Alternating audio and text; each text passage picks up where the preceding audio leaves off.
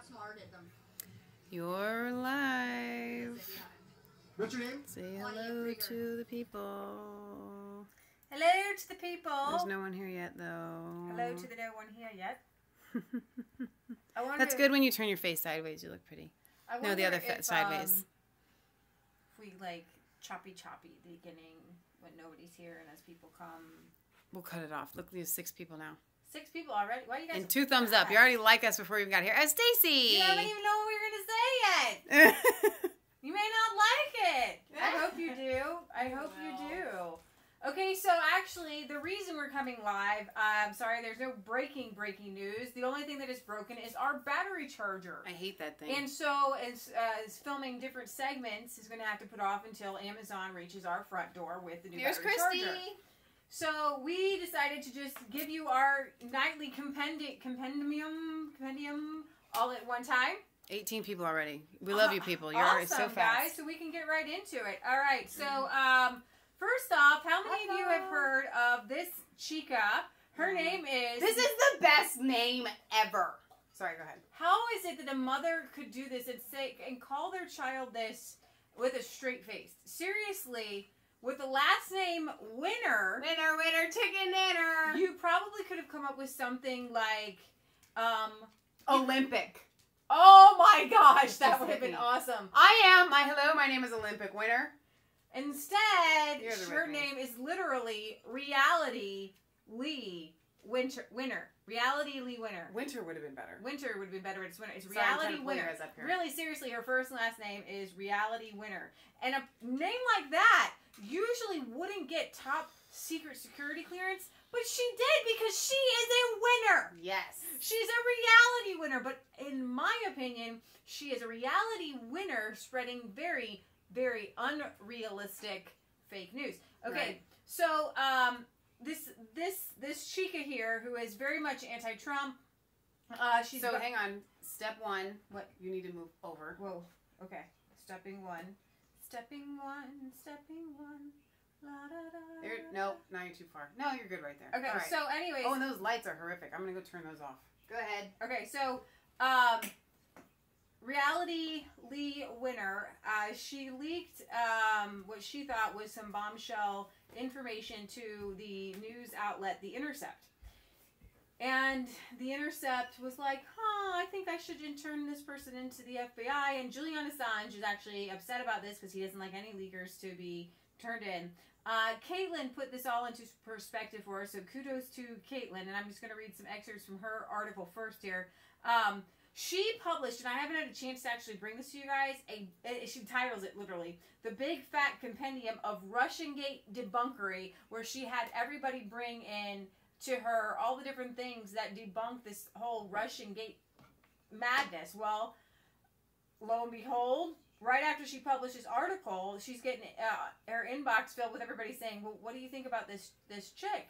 She says she's got proof, and she gave it to The Intercept of this Russiagate thing, and she's got proof that Russia tried to hack our electoral system. Well, here we go. She said some of the commenters were curious on her take, and actually, to be honest, Caitlin, I was curious to your take too. I know what my take was right off the bat. So The Intercept actually did publish this leaked NSA analysis. Now, this is the key point. It was an analysis of a suspected Russian phishing attempt on a U.S. voter registration on U.S. voter registration outlets days before the November election. And at first everybody's like, oh my gosh, so did this blow apart? I mean, did this really prove? Well, no. First of all, my first thought was, listen, we know that you have analysis. You've been telling our Congress people, you've been telling... Well, that interview with Megyn Kelly, she's like, I have seen the declassified... Everybody's seen 17. It's not that big of a deal. Exactly. So I know their analysis. I haven't seen any proof. Right. They have an analysis of what they've said, but nobody's given any proof. And still, just to spoil the punchline, there is no proof. Okay. This is just a little. She leaked an analysis. Right. That other people were privy to. And on the analysis, it literally says you can't use this in court. It's a person's analysis. Okay. Right. So this is what literally the third paragraph of the article that The Intercept put out says. While the document provides a rare window into the NSA's understanding of the mechanics of Russian hacking, it does not show the underlying raw intelligence on which the analysis is based. Right. A U.S. intelligence officer who declined to be identified cautioned against drawing too big a conclusion from the document because a single analysis is not necessarily definitive. She goes on to say that everybody wants a good, wants to break this story. Sensational. And a good sensational story. Right away.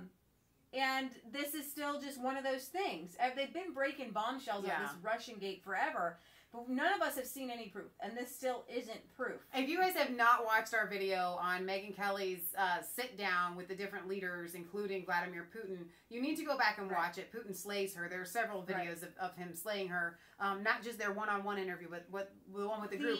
And he says, he keeps saying, but show me the proof. Right. You don't have any proof. Right. So the Intercept staff literally tweeted out, journalism requires that the document be published or reported. Rationality requires it be read skeptically. Yeah. While the document provides a rare window, this is the clip from the article, and then this another guy says this part of our Russian hacking story is very important for people to understand as they analyze the document. Additionally, the NSA was literally just shown to be dead wrong about the Russian meddling in the French election. You didn't hear this on CNN. You didn't. New York Times posted an article that for sure Russia was meddling in the French election, and actually the leader in the French intelligence came out and said, "Why in the world did this guy, our NSA chief, Admiral Rogers, say that you have proof?" I'm going to play a clip of this. Now, remember when you're listening to this, that France came out and said, no, Russia didn't. Pause. For those of you that are just joining us, we're not going live exactly because there's breaking news. Obviously, there were those thwarted terror attacks today that we are going to cover. But our camera battery. The biggest news. Story is all battery charger is broken, And folks. so my cell phone still works, and we decided that it would be much easier to just go live than it would be. Ew, it's not just easier. We wouldn't be able to film at all. Right. Okay. So you're going to have to go out the garage. Say hi to Patriot Gallery. If you take a look at the French elections, for example, again, an unclassified hearing, I'm not going to get into specifics, but we had become aware of Russian activity. We had talked to our French counterparts prior to the public announcements of the events that were publicly attributed this past weekend and gave them a heads up. Look, we're watching the Russians. We're seeing them penetrate some of your infrastructure. Here's what we've seen. What can we do to try to assist? We're doing similar things. Okay, so this French came out and said, why did he say that? This isn't true. So when they say, and you see analysis of them hacking us or trying to hack our elections, you have just proven yourself to be bold-faced liars. We can't believe anything you say. There's a difference between like, I don't understand or I don't know or something like that. But when you bold-faced lie, you lose all credibility. We can't believe you. Exactly. With our German counterparts, with our British counterparts, they have an upcoming election sequence. We're all trying to figure out how can we try to learn from each other, and that's much more my NSA role than in my cyber command role. When NSA first gained initial knowledge in the summer of 15 that the Russians were engaged in an effort to access political institutions, we informed the Federal Bureau of Investigation, which has overall responsibility to inform those organizations. I don't, as the director of NSA, I don't deal directly with them. In turn, I then make sure that DOD and other elements within the government have that awareness. That's where my role as Cyber Command comes in. So as Cyber Command, I become aware of efforts in terms of intrusions and hacks direct. So there you have it. That's his role in the command. The trouble is, Rogers was so off the mark from France's own findings that the French government's head of cybersecurity, Guillaume Poupard, Mr. Poupard was absolutely baffled as to what he could have been talking about, since the attack was so generic and simple that it could have been practically anyone. He literally says, why did Admiral Rogers say that? We should say this in a French accent. Like that, at that time, it really surprised me. It really surprised my European allies. And to be totally frank, when I spoke about they are totally frank. Get it? Sorry. About it to my NSA counterparts and asked why did he say that? They didn't really know how to reply either. Picard said in an interview with the Associated Press. Okay, so, all right, I'm not going to go too much more into this article, but thank you, Caitlin. Hopefully, we always try to put links in. I want you to go ahead and scan. I want to cover some of these comments here for a second, because somebody was asking what happened in Notre Dame. We're going to cover that in a minute. Worth a Look pretty much answered that, but he did say that they said that before the French election, because Le Pen was gaining in the polls, soon as Macron won, they stopped mentioning Russia with France and the hacking, and now they're trying to do it again. Right. JT says, I had a top security clearance from 1990 to 1995 working for the government in the drug intervention, and they must be just handing security clearances out to anyone. You know, this little chica, and if you Google her or do some Twitter stuff about her, this girl's cray-cray. I don't know how a 25-year-old cray-cray girl gets top security clearance. She's got Lucifer tattooed to her back, and she posts it on Twitter. This girl posts everything on Twitter. She posts it on Twitter. She posts it on Facebook.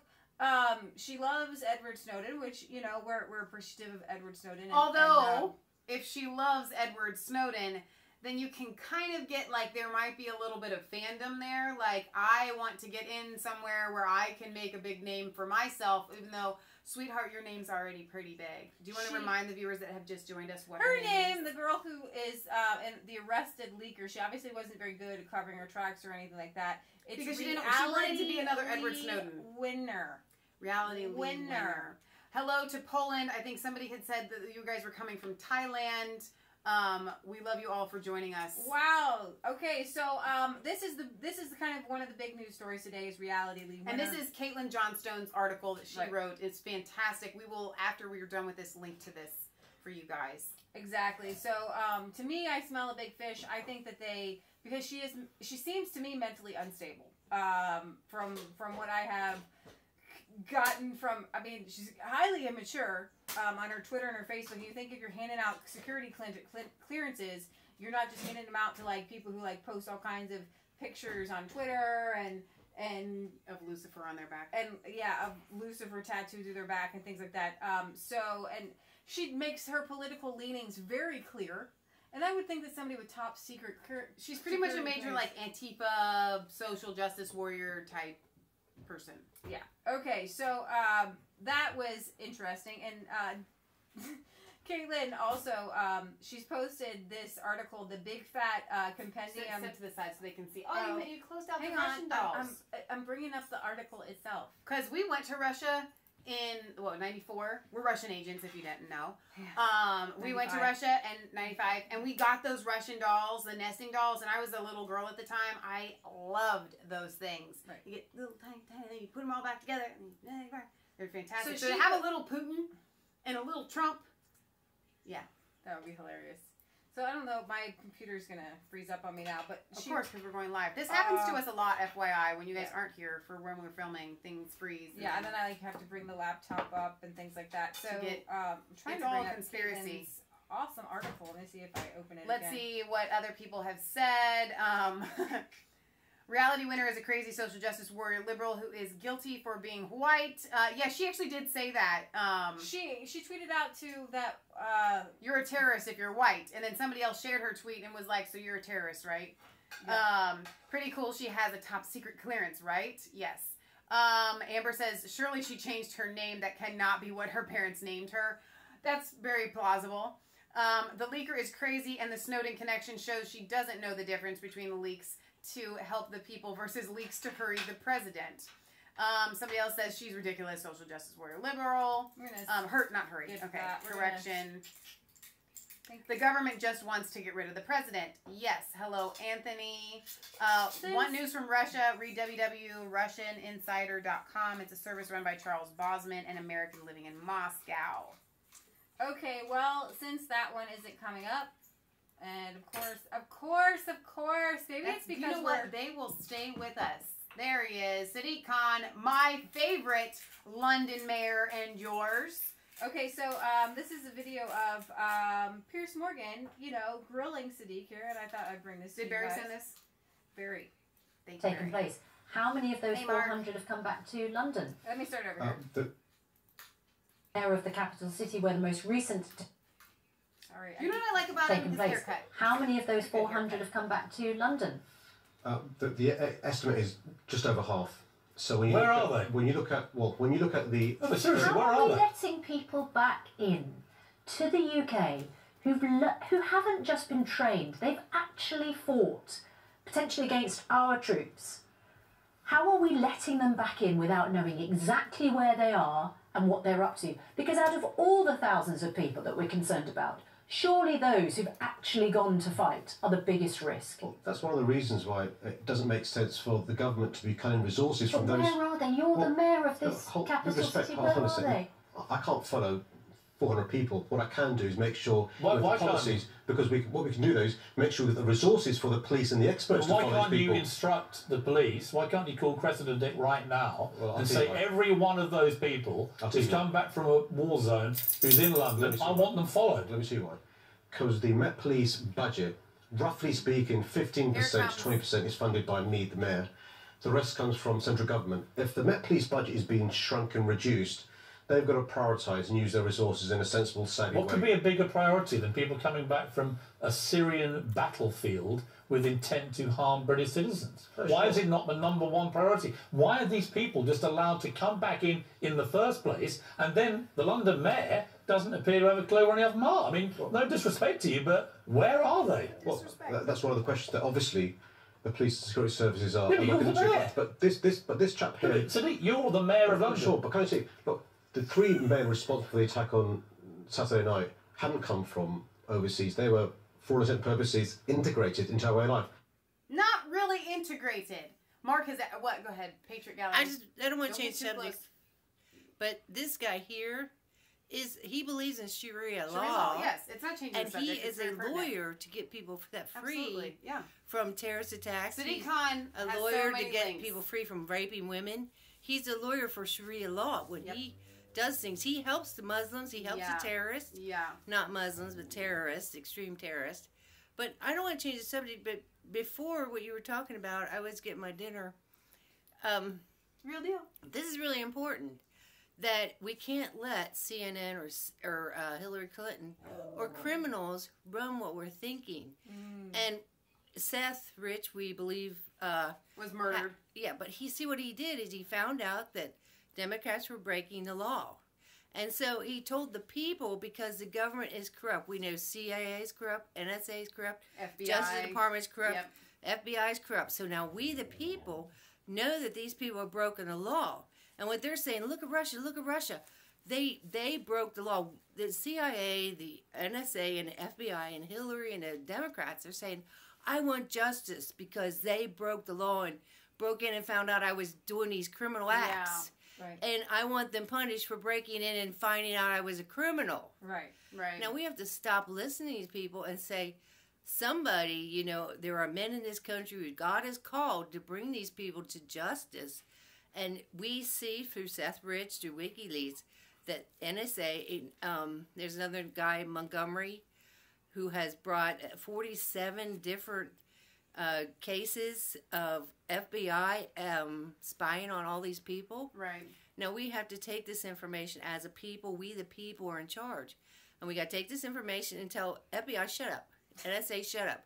CIA, shut up. Democrats, shut up. You are criminals. You have broken the law.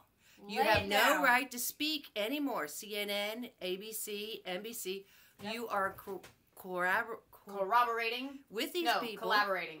So you have no right to speak either. These guys have to shut down because they're criminals. Right. And we, the people, do not have to listen to a bunch of criminals complain that they want justice. When they're the ones breaking the law, we have to bring them to justice Right. and shut them all down. Shut them down. Yeah. Thank you, Patriot Gallery. Preach For it. those of you that are just now joining us, you do not know, that's our mama.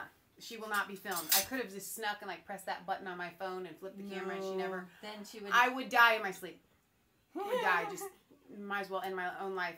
Okay, so why don't we, while we're in London, we'll go ahead. You guys, everybody has sent us this video with Tommy Robinson. So The Didsbury Mosque one? Yes, this is where he goes. Okay, so for those of you, again, that don't know, the Didsbury Mosque is pretty much the mosque that supplied the terrorists for the Manchester bombing. Right.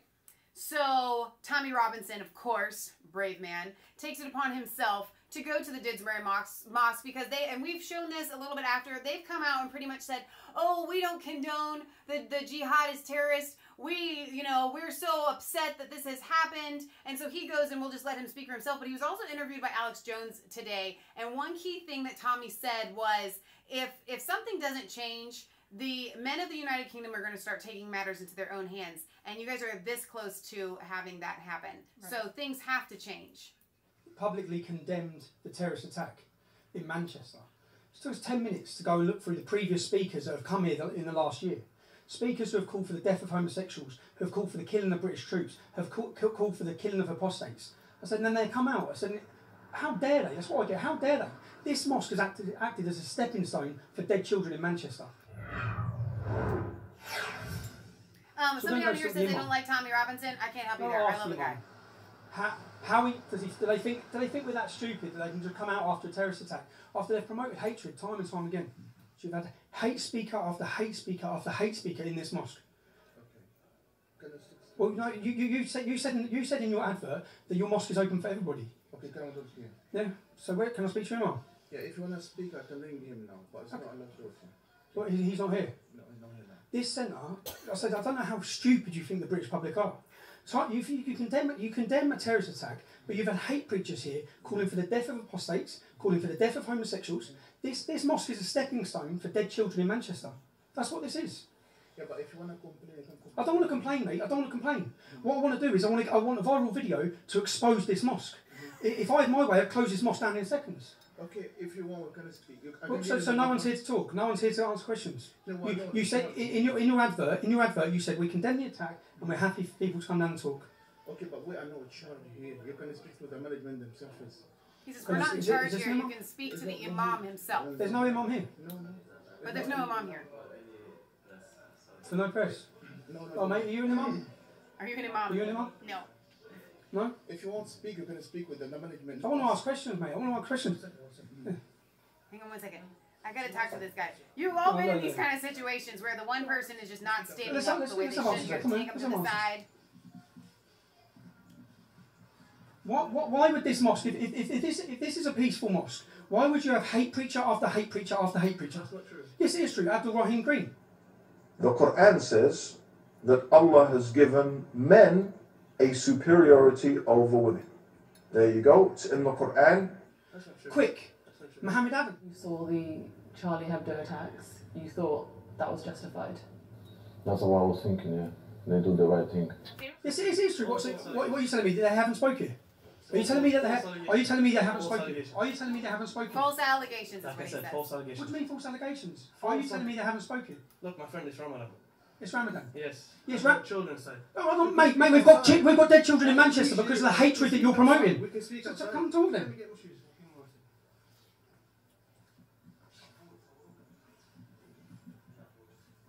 For too long you've got away with it. How can you have people in here calling for the death of homosexuals? How can you have people in here and then you want to act like there's nothing wrong?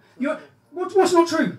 What's not true? Has Abdul Rahim Green spoken in this mosque? I know exactly who you are. Yeah, has Abdul Rahim Green spoken in this mosque? Has Abdul Rahim Green spoken in this mosque? It doesn't matter. It does matter. It does matter when he says you have to beat your wife. It does matter when he says you have to kill gays. It does matter. That's hatred.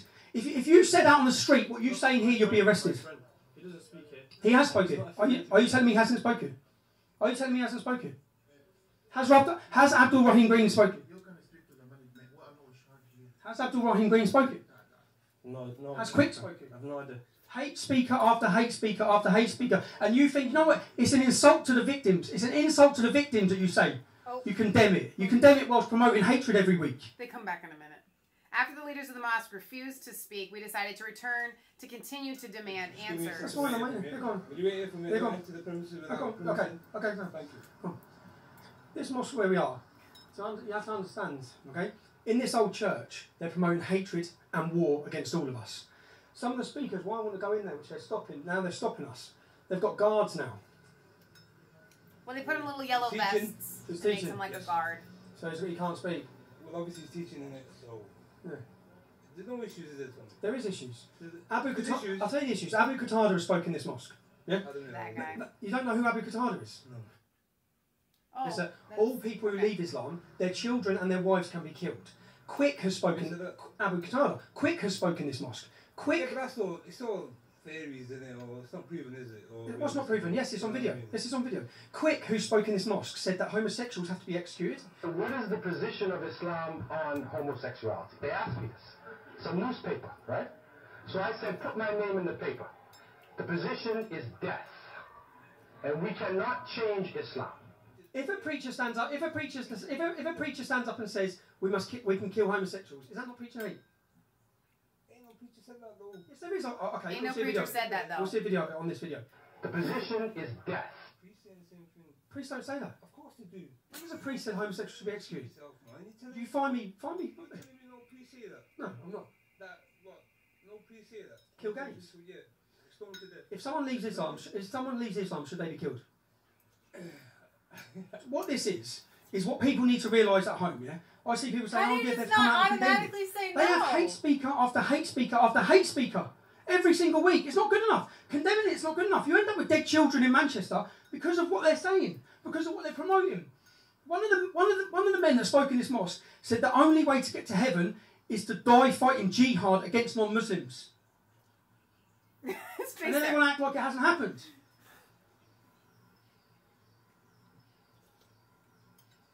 So that pretty much wraps up that video. You know what? I could not do that because I don't confront. No, I'm not. We're not very confrontational. Yeah. So I know. I kudos to Tommy. Very brave man, and I have to tell you, his wife is very brave for backing him up. They have children. I don't even know. Well, from there, we're gonna go ahead and go to Paris. There, and I might have the video up. I'm not sure. A man just comes out of nowhere and starts swinging a hammer. What is this about the hammer? This is in Notre Dame. I don't know, but it makes sense though, because I want y'all to just take 1 second and imagine having a hammer in your hand and like swinging it at somebody, and you can feel it go into their flesh. Yeah. Not enjoyable. So this Ramadan fast thing, you shouldn't do it. It makes you go insane. Yep. Like seriously makes you want to go kill people.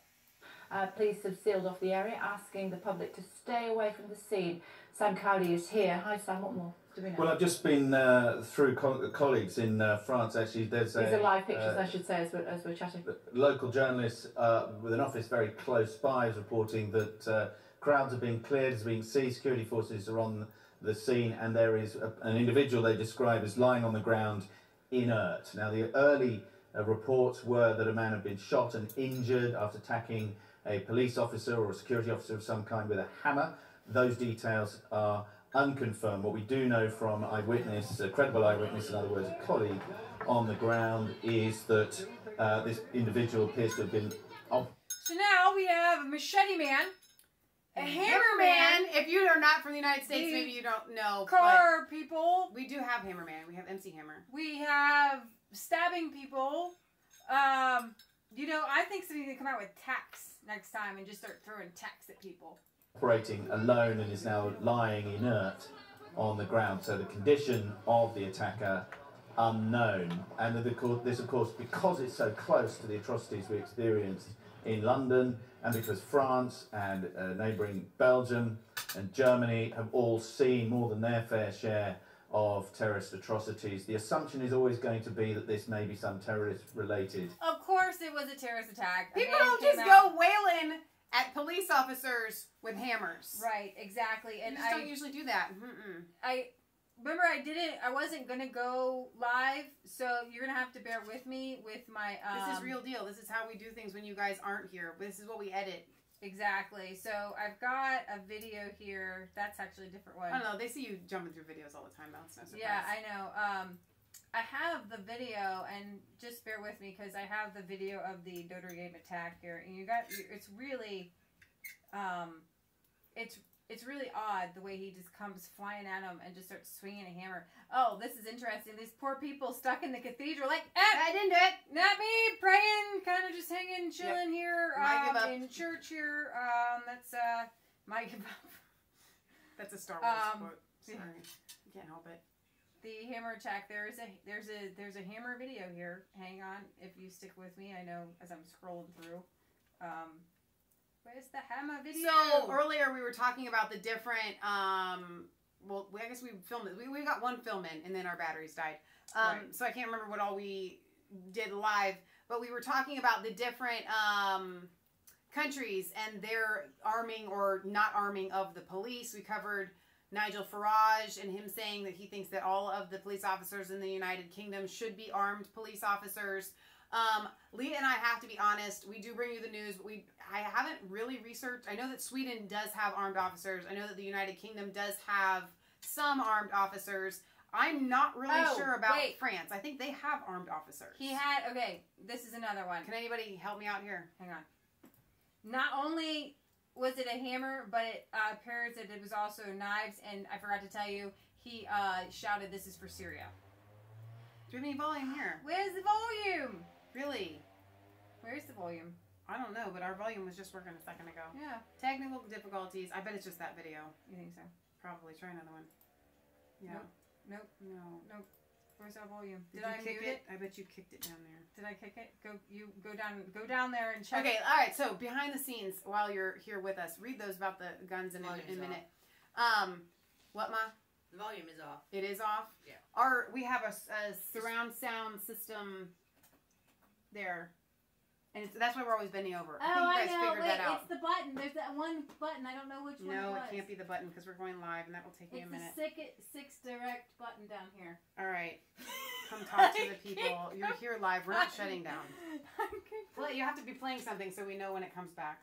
Don't worry. You'll know. No, we won't, because not if you're not playing something. Okay. Why? We just had an argument. Did you see that? Nah. No arguments here. 6 direct. I don't know which button I... Was a Wait, hammer. you got it. See? It was near Notre Dame that a vehicle full of gas canisters was found in September last year.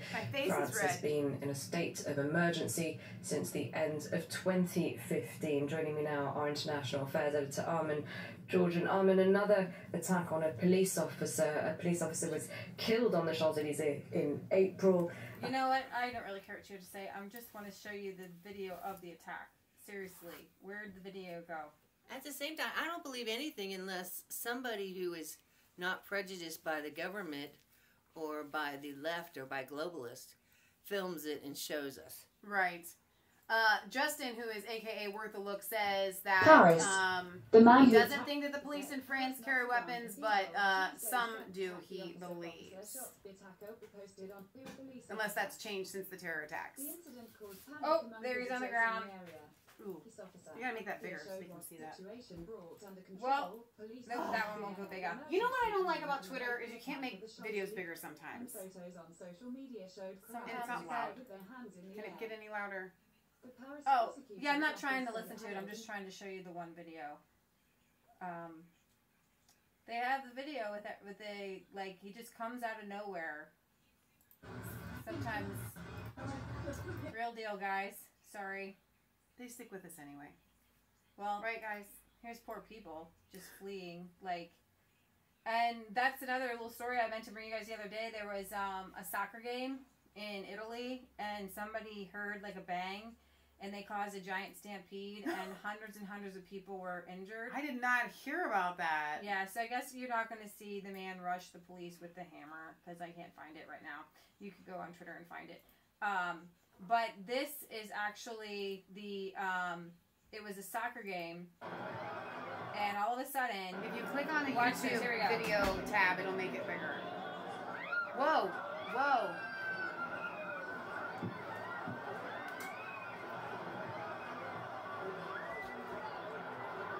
And because they heard like firecrackers go off, nothing, there wasn't a terror, but you can see the angst, the fear in all these people once they heard something was bad. I mean, they what was left were piles of shoes and baby carriages, and people were just bloody. Yeah, it was insane. I didn't hear about this at all. Yeah, crazy. I can't even imagine the fear you have to be in to run over somebody else. Well, tripping is more like it. I mean, they didn't do it intentionally. I don't know. They were just trying to get out. They can see because of our heads. Oh, sorry. You guys get the idea. Yeah. So that was that was pretty crazy. And then so in addition, there was in Australia a guy who I guess, let's see, is this one? Nope, sorry. There was a man who was arrested in Australia. I'm bringing up my WND article here. Where's WND? Okay, so ISIS says it's behind the hostage siege killing in Australia. And that would be this New York Times article here says, Melbourne, Australia. The Australian authorities are treating an abduction and a killing here in Melbourne on Monday, which that was just yesterday, which ended with the gunman dead as a terrorist attack. The police killed the gunman after he held a woman hostage at an apartment complex in Brighton, one of Melbourne's wealthiest suburbs. The woman was rescued and another man was found dead in the lobby. The police said the authorities did not immediately identify the victims. The police identified the gunman as Yaqub Karari, an Australian citizen with a long criminal record who came to the country from Somalia as a child refugee. Graham Ashton, the police commissioner for Victoria State, said Mr. Karuri was known to police for a whole range of offending, including drug and violent crimes and arson. He served a significant amount of time in prison and was on parole at the time of the attack. So here you have another more craziness going on, and I think I do have an interview here. Here we go. Yeah, with the police chief here from Australia. This terrorist attack by a known criminal, a man who was only recently released on parole, is a shocking, cowardly crime. It is a terrorist attack, and it underlines the need for us to be constantly vigilant, never to be deterred, always defiant in the face of Islamist terrorism. Well, at least he says it, right? So, and that's the same thing with Theresa May. God bless her. She's got strong speeches, very strong speeches, but it's kind of like, where is the action? You know, a little less talk, a little more action, right. That sort of thing. Okay, so here's the guy who went around killing somebody. He's known to police. And speaking of saying Islamists, Theresa May said it, and then one of the LBC presenters, I believe here, nope, sorry guys, where is, I wish I had these all in order for you, but we're going live, so. While Leah's looking that up, I'm Here reading the comments. I have no idea what goes on with the comments. I know when we went live last time, random comments, including the moderator's comments, were getting deleted. So I don't know why that happens. Yeah, Ashley told us it's because if you've got some trolls and they report that comment, then somehow that automatically comment gets deleted. Yeah, just right away, and I can't really fix it from here. So if we've got people when we go live, we have like an army of trolls who come out, and I don't know why they do it. They just obviously have no life. So I wanted to bring you this. This is this guy is on LBC, Majid Nawaz. I'm sorry, guys, you probably listen to him all the time. He's claimed Britain is in the midst of a jihadist insurgency after terrorists launched 3 deadly attacks, and I'm glad to hear him say this. So I think you guys. Midst of a full-blown, I think we have to come to terms, Martha, with the fact that Europe, Britain, and the rest of Europe are in the midst of a full-blown jihadist insurgency. You were citing figures earlier that our security services are attempting to monitor around 23,000 suspected jihadists. That, by the way, is out of a population in the UK of just 5% that are Muslim, which means that 23,000 from 4 million Muslims in this country, and then around those 23,000, that's those who are jihadists, around them will be those who sympathize with the ideology, Islamists, who believe in establishing a caliphate, and around them those who empathize with their friends who happen to be Islamists. If that's not insurgency levels, I don't know what is. That is so well said. I don't cannot think even there's tell you anything else that can be said. I mean, if you guys didn't grasp that, I'm going to try to break it down to you in Michelle's simplification, because I think on simple terms. Sorry. Did you just like get everybody wet? Yeah. Do y'all want a bath? I just needed some water. Lisa didn't get, well, it only got on the computer a little bit. What he's saying, and this is actually kind of what we say, I don't want to hurt anybody's feelings here, about child molestation and homosexuals. When you have a very small percentage of people, you got 5% of the United Kingdom, essentially, that are Muslims. And, or no, it's not, that's not even correct. I think he was saying 5% is the 23,000. But either way, out of 4 million people, you have the... No, that's what he said. He said out of 4 million people, 5% are Muslim. Right, okay, and then in that is the 23,000. But what he's saying is you have one jihadist, and that jihadist has family members that are going to sympathize with them. They're going to have friends that sympathize with them. People, so right? one of those 23,000 represents like 50 or 100 people. And so he says in that, if that's not insurgency levels amongst a population, which 4 million is pretty small, in my opinion, that's insurgency levels. Right. Okay? There's no other way to look at that. Wouldn't you multiply 23,000 times at least, let's give it a good level, like 20? Yeah. You'd have to do like, I think it'd be more like 50 people that would be around each jihadist. That's a sympathizer. So it's like huge amounts. Yeah. That's close to at least half to 2/3 of the Muslim population. Right. And that's insurgency. Specifically because a lot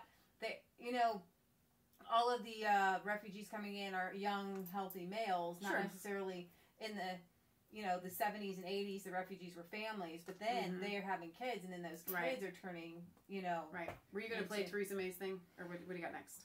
Yeah, actually, I was going to go to Theresa May. Which, again, she's got strong words, but even Nigel has called her out. So many people have called her out to say, your words are great, but let's see it in action. Where is Theresa May? There she is. Here's one. She had another video up. I don't know if I brought it up, but we can start with...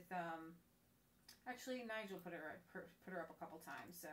Nigel Farage! Mark earlier had asked us to do our accents.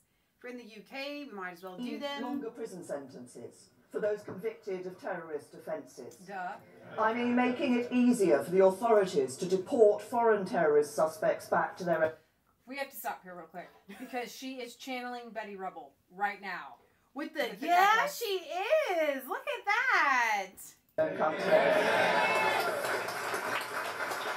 And what you see behind you is the sheiks or whatever. Those are the Hindu dudes. Good guys, bad guys. Good guys, bad guys. Those are the good guys. I mean, doing more to restrict the freedom and movements of terrorist suspects when we have enough evidence to know they are a threat, but not enough evidence to prosecute them in full in court. And if our human rights laws stop us from doing it, we'll change the laws so we can do it. Okay, now that is actually what Nigel is saying, is that she's flip-flopping.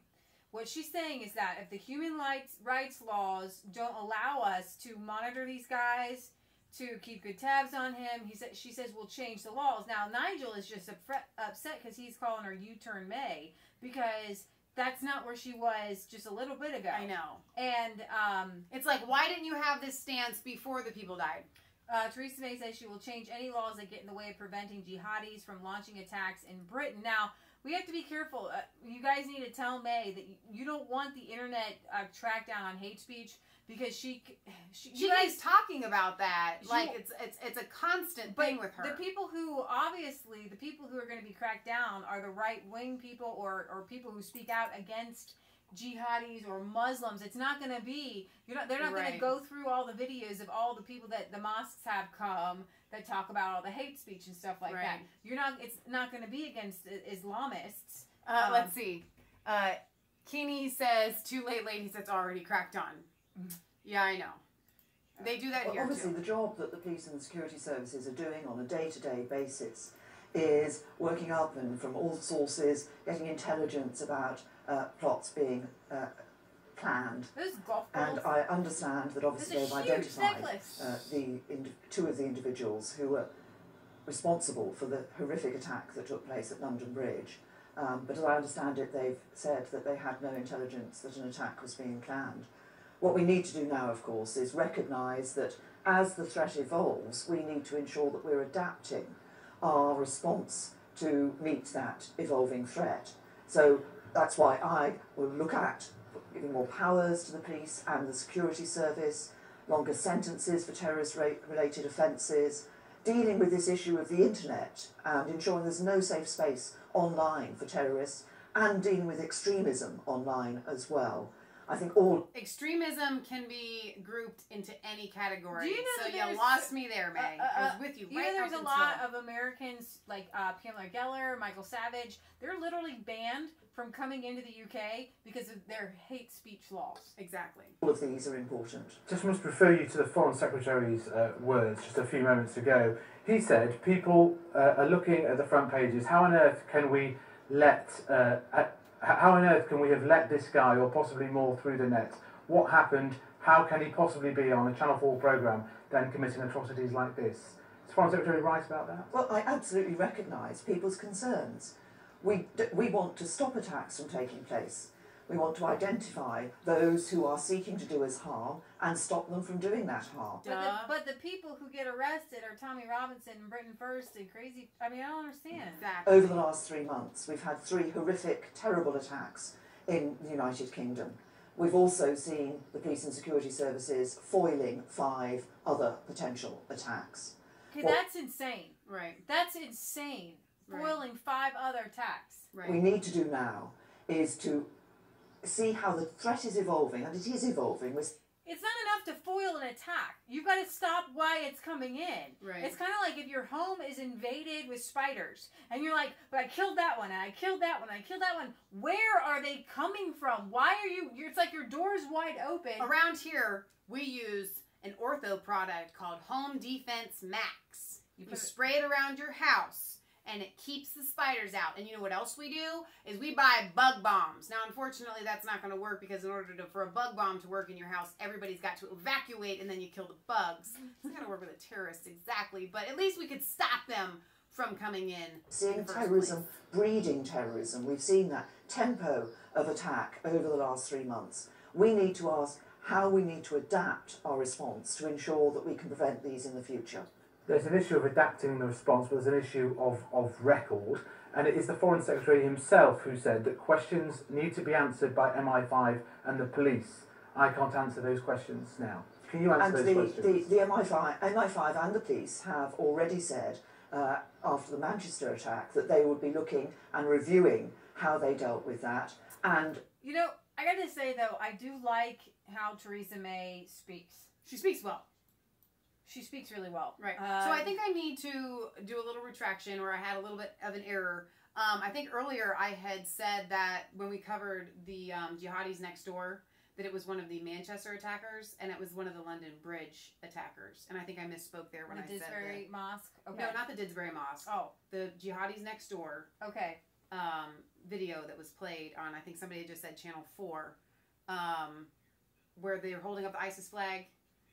That was one of the attackers from the London Bridge bombing, and I think I said Manchester, so I wanted to correct that. Okay, gotcha. Okay, I got it. What you're saying. Okay, so moving on, I wanted to bring to you now. Some of us probably aren't going to care what's going on in Saudi Arabia or Qatar. But right now, Saudi Arabia and Qatar, they're kind of at the brink of like their own little Middle East World War III. This is where I feel like, since we're bringing, for those of you that are just now joining us, our the camera battery, I can speak, died. So we're going with my cell phone and going live with you. Normally we would be filming our little segments like we always do. And there are some segments that y'all don't watch. I know, because the numbers don't go up because y'all think the titles are boring. Well, guess what? You are stuck here with us going live and you're going to watch it. This is like World War III in the Middle East. That's what. Come on, people. Come on, people. This is intense. This is intense. Let's get you. We're gonna draw you in here. Now, this is where our music should come in. Did you guys see the video that Leigh put the music in? See, you don't watch the good videos that Leigh actually edited. You know, the music and. Saudi Arabia, Egypt, the United Arab Emirates, Bahrain, and the Bahrain cut diplomatic ties, shut all borders with Qatar. Because I know that you Saudi viewers were wanting to go to Qatar, and I'm sorry your vacation plans are foiled. You can't go there right now. Right. I'm sorry. So here we have a little map for you all. I know you all know geography very well. I'm like Vanna White. Okay, so here's Saudi Arabia, Now this is Qatar right here. This tiny little fingernail thing right here. Okay. Kuwait and whatever. Right. So there's like 4 different narratives on why war, like this just giant epic thing is happening right now, and we're gonna cover those. So here's the first one. Okay, the President Trump, you guys know, he went to the Middle East. They were they patted themselves in the back for creating this anti-terrorism thing in Saudi Arabia, which is like a big nothing burger or whatever they call it. I hate when people say that. Even Clinton said that once. Good night in Thailand. Good night, Thailand. Or good morning. Good morning. He's got a honey-do list to do. Oh. Do that honey-do list. Don't watch us. Okay, so see, but you guys need to know this stuff. Yes. I know it might seem boring, but here, just stick with us. Okay, so they broke ties with Qatar. They're all ganging up on Qatar, and you've got this whole Iran, Saudi Arabia. I told you guys, no matter what happens in the Middle East, these Muslims will always be fighting each other. Okay. And the problem is when they come into the Western countries, not only do they fight the Western people, but they still continue to fight amongst themselves. Here's the kicker. We're seeing that in Sweden. You know what? I'm just going to give you the kicker here right now. Because the kicker is... I'm going to grab something to drink. Okay. That U.S. intelligence says that Russian hackers are to blame for the Qatarian crisis. And what's happening right now in Qatar. Okay. And this is a really funny article. Tyler Duran from Zero Hedge here. It's official. There's nothing in this world that the Russian hackers cannot do. In an opportune coincidence, when discussing the Qatar crisis earlier today, they laid out the official narrative, which I read, I was going to bring to you, and then I was like, oh, look at this narrative too.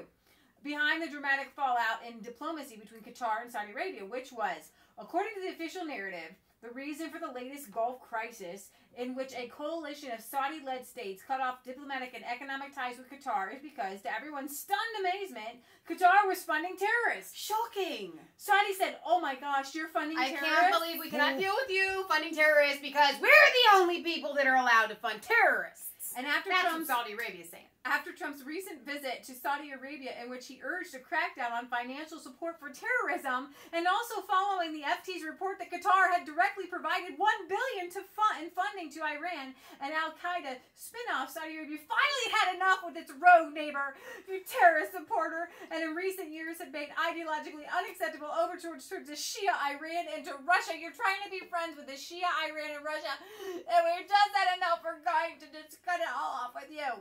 There is another detail that should be mentioned. On May 23rd, a news report from the Qatari news agency attributed to the country's ruler, Sheikh Tamim bin Hamad Al Thani. Seriously, why do you need 20 names? I'm just going to call you Sheikh. Tamim bin Hamad Al Thani. Can we just say Hamad? Hamad criticized U.S. foreign policy in the wake of U.S. President Donald Trump's visit to Saudi Arabia, and questioned whether the U.S. president would last in office, and also appeared friendly to Iran. Following this publication, okay, here's the thing, guys. Following this publication of the report, which infuriated Qatar's anti-Iranian friends and the GCC members, Qatar said its state news agencies had been hacked. Oh no, It's more been hacking. hacked! Although the report continued to be carried by media in some other Gulf Arab states, which, as Reuters said at the time, suggested renewed strains between Qatar and some of its Gulf Arab neighbors. However, the Qatar news agency website has been hacked by an unknown entity. Probably a false Russia. Statement attributed to His Highness has been published. Russia. The Gulf Arab states Government Communications Office said an ongoing... You know what? This should be done in some sort of Arab accent, but it probably would butcher the heck out of it. An ongoing investigation will be put into place to look into this matter. The statement published has no basis whatsoever. We didn't mean to bash Trump. We didn't mean to do it. We've been hacked. Okay, and we cannot be held accountable for this at all. The incident took place 4 days after Qatar complained publicly that it was the target of an orchestrated barrage of criticism by unknown parties in the top run to Trump's visit to alleging the Gulf state-supported terrorist groups in the Middle East. I know it's a mouthful for me. That said, the hacking did not figure anywhere into the official narrative because it was not part of the list of grievances voiced by Saudi Arabia. Okay? They didn't say this was why we cut Qatar's ties with Qatars. Say that 20 times fast. Cut ties with Qatar. Yep. Various nations, when they cut ties with Qatar on Tuesday, which they did not for the alleged hacking statement. They didn't say it's because of what you said, right? But because the small nation was supposedly funding terrorists. In fact, as Zero has reported earlier, in an ultimatum issued by Saudi Arabia, the oil-rich kingdom demanded that Qatar cut all ties with the Muslim Brotherhood and Hamas, organizations with Saudi Arabia and its Arab allies and current Egyptian regime considered terrorist groups. Okay. However, the reason Zero Head brings this up is because it now appears that not only did the Russians hack the U.S. election, they also have precipitated this whole Qatar crisis, at least according to CNN, which, citing briefed U.S. officials, says the U.S. investigators believed it was Russian hackers who breached Qatar's state news agency and planned the above-mentioned fake news report that contributed to a crisis among the U.S.'s closest Gulf allies. Ooh. Wow. Which is ironic because, again, going back to the official narrative, it was Qatar's support for terrorism, not a hack statement that precipitated the crisis, but whatever. There was an alleged hacking, and who better to fill the void of hacker than guess who? The Russians. Here are the details according to CNN. The FBI recently sent a team of investigators to Doha, I'm here to help you. And to help the Qatari government investigate. Now, give me that computer. Now, make sure you didn't hit it with no hammers like Clinton, right? And they're like, let's see. Let's look what you got. You know what? They didn't need to go and look at their computers. Okay? They could screen share and things like that. So they went. We're here to help you. We're here to help you, right? They're here to download things in your computer to make things look like something. Come on now. Intelligence gathered by the U.S. security agencies indicates that Russian hackers were behind the intrusion first reported by the Qatari government 2 weeks ago, the U.S. official says. Qatar hosts one of the largest U.S. military bases in the region. And we've talked about that. It's just like huge state-of-the-art, dude. I mean, it's weird. Remember, if y'all didn't see that map, Qatar's like this big on the map. Yep. The alleged involvement of Russian hackers intensifies concerns by the U.S. intelligence and law enforcement agencies that Russia continues to try some of the same cyber hacking measures on U.S. allies. Why are we allies with Qatar in the first place? I just got to ask you. We should not be allies with these crazy people. Okay, but here's one more thing to put in it. I know you should put your gloves back on. We did a segment earlier where Leigh was wearing these weird things. My mom's friend, we are not without. You really think that the American intelligence agencies aren't doing the exact same things? If it's highly likely that Russian intelligence agencies do hack in. That's what intelligence agencies do. Okay, they hack into things. But every intelligence agency is doing the exact same thing. So our intelligence agencies are not without blame. So what's the reason they're giving to Russia hacking the Qatari thing and putting out this false news narrative? Why would they do such a thing? The Russian goal appears to be to cause rifts among the U.S. and its allies. In recent months, suspected Russian cyber activities, including the use of fake news stories, have turned up amid elections in France, Germany, and other countries. Well, remember we already proved, if you didn't stick with us, we proved the whole France one wrong. Even France said, "Ain't happen. It didn't happen." Right. Stop it. Stop lying. Stop it. So let's ignore that. France already confirmed that there were no traces of Russian hackers in the French election. And then it says, it would have been a different story if Macron had lost, of course, then the French would say, yes, they did. Let's also ignore that just yesterday, the FT reported that the trigger behind the crisis was a hunting party of 26 Qataris in southern Iraq who were ambushed and captured by the Iranian-backed Iraqi Shia militia, Kataib Hezbollah.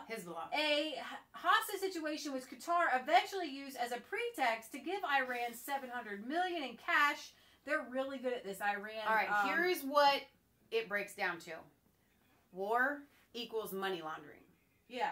How do we get large amounts of cash from point A to point B? War. Well, okay, so these Qataris were hunting, and so then they got captured. So then they were able to give Iran $700 million in cash, and then another 200, 300 to Islamist groups in Syria, mostly the Tahrir al-Sham, also known as Al-Qaeda. So they have more weapons there to do battle. Now, we're going to get to why this is all happening in a second, and you probably already know. Well, Oil and gas. you just will pretend that you're surprised. Let's certainly ignore that none other than Bloomberg mused this morning that the long-running conflict between Qatar and the Saudis is a result of the true reason of the tension between the two nations, natural gas, and specifically Qatar's dominance in the production and export of the LNG, which affords the small nation political independence from Saudi Arabia. Because, remember, one of the best things that has happened to Russia are the sanctions. And Vladimir Putin will tell you this 100 times over. He says it makes it hard, but it's a good hard, because he says our nation, we realized like in the 90s that we were dependent upon our oil. Right. And when sanctions came in, we had no food. We weren't producing anything. He said we were importing all of our goods, all of our food. Yeah. And now Russia is looking to be the #1 exporter of organic food. He says it has made our people stronger. It's made our nation stronger. Right. It has grown our economy. We are investing in our economy. We're investing in our people. We're investing in businesses in Russia so that we can be fully autonomous. We don't need you. We can do everything. We have a Russia continent. We don't need you people. Except for, hey, America, hey, Clinton, can we have 20% of your uranium? Thanks. Appreciate that. Yeah, there is that.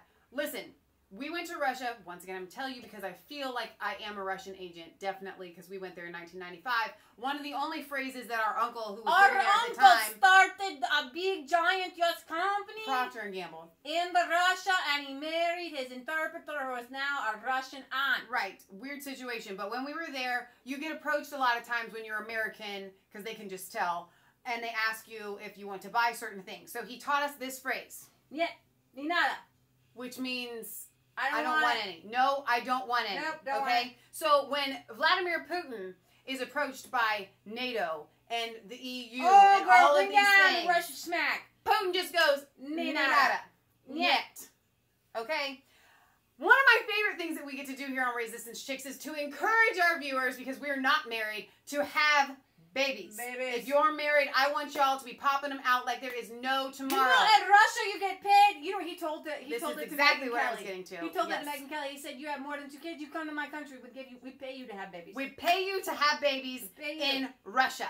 That is a country that is vested in their people. We are a small country, literally. small population. We want to have more They're giving away children. like refrigerators. Yeah, if y'all people want to do something for your country, and you want to be patriotic, and you want to help stamp out terrorism, have babies and raise nationalistic babies I gotta tell in your country. Especially you people in Europe, because you about get ready to run over. They're coming into your country, and that's what they're doing. The thing of it is, the thing with the Mexicans coming into America, they don't want to blow us up.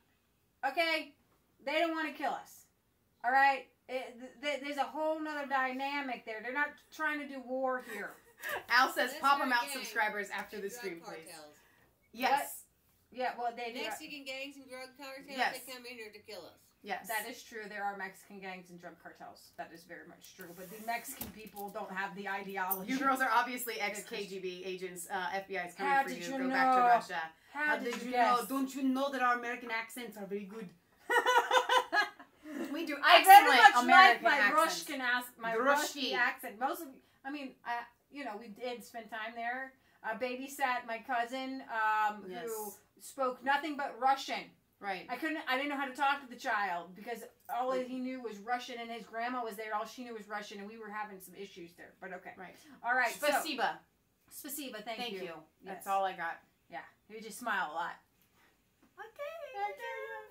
All right. So it's back to the. And you know what? I'm not going to go over to the rest of this. Zero Hedge article is really, really good. CNN is putting forth new fake news, right?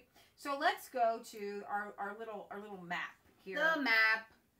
You Which went is off the map. Hang on. A different map? My Zero Head map's over here. We go. No, it was just there. Here we go. Oh, This is that a map. Different map. I don't know if I can make it any bigger. Yes, you can. There it is. Whoop, Big whoop. map. Okay, so we're talking. We want to show. Here's the small country of Jordan. Here's Saudi Arabia. Here's There's Qatar, and there's Turkey. All right. So what you basically see here is a lot See, Qatar's pipeline has to go through Bahrain, right? Little Bahrain. Bahrain. And then it has to go, okay, and then it goes all the way to the Russian Federation. And, it, you know, you've got all these pipelines. And so you've got everybody here arguing Iran's pipeline, even Syria. See this? Syria is being fought over natural gas pipelines. No, Leah, it has nothing to do with a natural gas pipeline. It has everything to do with Assad and him chemically bombing his own people. That's exactly what it has to do with. Right. Okay. One of the main reasons for the long-running Syria proxy war was nothing more complex than competing gas lines with Qatar, and we have like competing. Imagine you've got like this Islamic like fight in you. Right. And you're trying to sell DirecTV versus like cable. Right. And it just gets I don't think millions you were of people. Clear enough. These are proposed gas lines. Some of them are real. But I think that one that we just mentioned is the proposed one that they want to send through With Qatar Syria. eager to pass its own pipeline connecting Europe to its Somebody vast pointed that out, I was like, I don't natural think we said gas deposits. However, as that would put Gazprom's monopoly of European LNG supply in jeopardy, Russia had been firmly and violently against this strategy from the beginning and explains Putin's firm support for Assad regime. He's not innocent here, okay? Right. And the Kremlin's desire to prevent the replacement of the Syrian government with a puppet regime. Now, I could see that is a legitimate reason. Puppet regimes are just not good. Okay, so now in a separate analysis, Bloomberg also debunks the official narrative behind the Gulf crisis and suggests that Saudi Arabia's isolation of Qatar and the disputes long past and likely lingering future are best explained by natural gas. The reasons for natural gas as a source of discord are numerous and start in 1995 when the tiny desert peninsula was about to make its first shipment of liquid natural gas from the world's largest reservoir, the offshore North Field, which provides virtually all of Qatar's gas, is shared with Iran, Saudi Arabia's hated rival. So this is like, it's like gas and oil gangs. Essentially, we have rivals, and we have gang signs, and we have all this tension going on between these nations. Yeah, you can all see the over. map behind me here. So natural gas pipeline that is operating is in red. The oil pipeline operating is in green. Okay, so you have the pipelines here, and that's within Qatar right now. Yeah. So I gotta go back to my picture here. Okay, the result to Qatar's finances was similar to the windfall that Saudi Arabia reaped from its vast crude oil wealth. The wealth that followed turned Qatar into not just the world's richest nation with an annual per capita kingdom. I did not know this. I was reading the comments. Their per capita income is $130,000. They're the world's richest nation. In Qatar? Yes, but also the world's largest LNG exporter. So, natural gas. The focus on gas set it apart from its oil-producing neighbors in the Gulf Cooperation Council and allowed it to break from the domination by Saudi Arabia, which in Monday's statement of complaint described Qataris as an extension of their brethren in the kingdom as it cut off diplomatic relations and closed the border. In short, over the past 2 decades, Qatar became the single biggest natural gas powerhouse in the region, with only Russia's Gazprom able to challenge Qatar's influence in the natural gas exports. To be sure, Qatar has shown a remarkable ability to shift its ideological alliance, with the FT reporting as recently in 2013 that initially Qatar was a staunch supporter, backer, and financer of the Syrian rebels tasked to topple the Assad regime, a process which could culminate with the creation of the much-maligned Trans-Syrian pipeline. The tiny gas-rich state of Qatar has spent as much as $3 billion over the past 2 years supporting the rebellion in Syria, far exceeding any other government, but is now being nudged aside by Saudi Arabia as a prime source of arms to rebels. The cost of Qatar's intervention, its latest push to back an Arab revolt, amounts to a fraction of its international investment portfolio, but its financial support for the revolution that has turned into a vicious civil war dramatically overshadows Western backing for the opposition. So I think, I mean, that pretty much sums it up, right? Yeah, we could go on, but yeah. That, I mean, seriously, we can try to link to the rest of this article if you... The point is that there's a lot going on over there, and it's over oil, and it's over gas, and then when you mix in Islamic ideology, it's just a mess, because you have people fighting for all different kinds of things. So, speaking of Syria, and speaking of false flags, Peanut Gallery showed us this, and it's kind of this interview here has been making its rounds. His name is, now I don't want to butcher it, Leigh something. What is it? Just to find the clues. Where are the hang on. clues? Before we start playing it, let's preface it. I was trying to, and I wanted to see if I could get his name up. Okay. Here is the thing. I actually can't even pull this up right now, but I had asked Justin Hughes, aka Worth a Look, what his opinion was, because he lives in Manchester. For the people around him, do you guys feel that it is a hoax? Because I'm getting messages from a lot of you guys that they think that the Manchester bombing or even the London Bridge attack and all of these things are being staged and they're completely fake. I'm like, listen, you have to know people. He's like, listen, people, nobody, not really anybody around here believes that it's hoax. Yes, we know people who have been injured. It's like, no, it really did happen. But what he did say was, yes, there are hoaxes. We all know that. And yes, it's possible that it could be a false flag, but you guys need to understand the difference between a hoax and a false flag. A hoax is ketchup and people that lie on the ground with fake blood and then they get back up again. A false flag is when something happens and it's tried to shift the focus and the blame on a certain group when it's actually just the globalists. And then, in addition, you can have both together, and that's exactly what, that's what we have with the London Bridge. And you saw CNN immediately setting up a hoax situation, but the actual thing really did happen. We have injured people, we have dead people. Right. It really did happen. Sandy Hook here in the United States. Dude, that one's insane. That's on my hoax actors level. There was a lot of actors there. Yes. There was a you lot see of the actors same there. faces that are in different crisis situations, and you see them show up on the same cameras. You see them show up at Sandy Hook. It's the exact same person. So I also wanted to be careful because when we bring you guys things and we talk, we are a conspiracy channel. But we try to bring you things. It's not a conspiracy. If it's the theory, if it's the truth. It can be a conspiracy, as we pointed out several times. It's not a conspiracy theory if it's the truth. And so we try to bring you things that have been proven or are mostly in the conspiracy truth category. Right. But along the way, we have to bring you the conspiracies. But I don't want to bring you too many because you don't want to muddy your mind. Okay? Yeah. I don't want to sometimes it can cause people everything. And that's what happens when you have a hoax like Sandy Hook. Yeah. Then from now on, whenever and we brought you one of our most popular videos that has given us Caitlin and Julian Assange and different things like that is the Syrian girl, and that really was a false flag. And they were using that little girl, but CNN is the fakest news channel on the face of the planet. They set everything up, and actually, it was a really cool. I shared this on my Facebook. This was actually kind of fun. And you know what? For the fun of it, this is what we're gonna do. We are gonna go to this compendium that this guy put up, and I put it on Resistance Chicks, I think, of CNN's fake news. He did a pretty good job.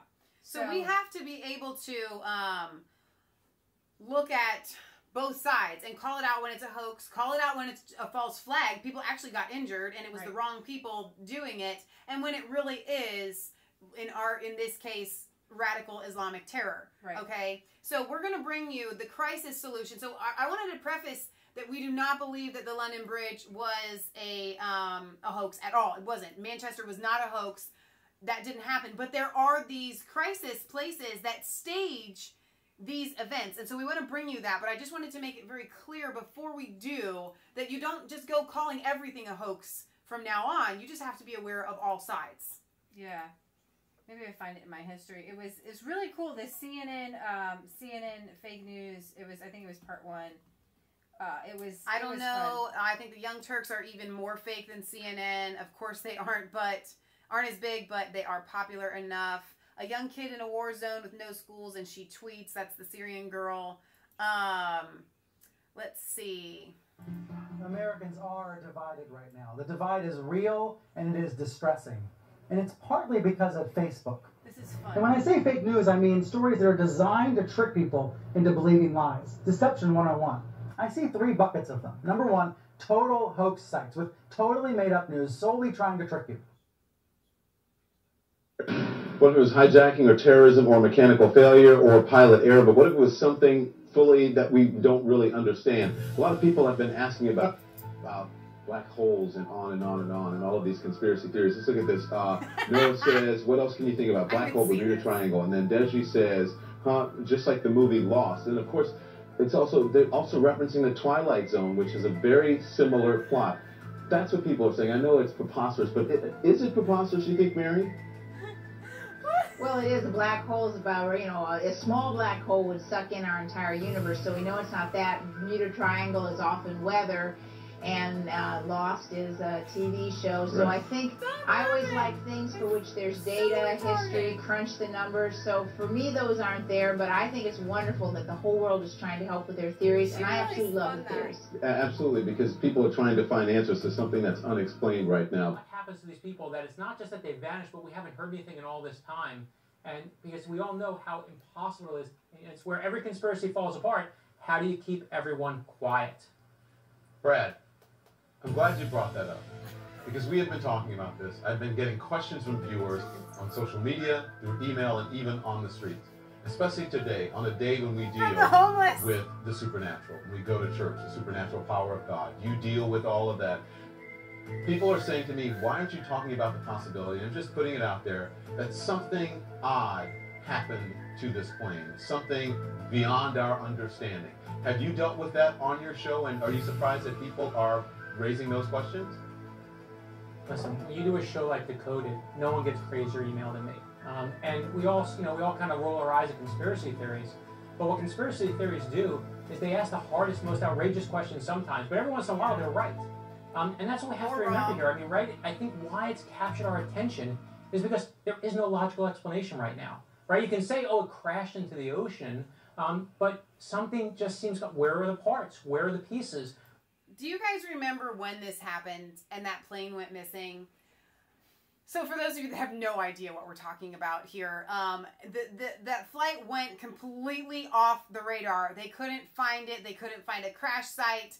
Now, there was something fishy that happened. I don't know what it is, but when CNN comes out to say it could just be the supernatural and a black hole and the Bermuda Triangle, when a news station comes out to say it could be a black hole and the Bermuda Triangle, you know sure as heck they trying to cover something up. So you want to talk about fake news. That's it right there. Why did it keep going for 7 hours? Why do you have a guy on board who gives his watch and his ring to his wife and says, keep this for my boys in case something happens to me? And that's not some stranger. He's a mechanical engineer.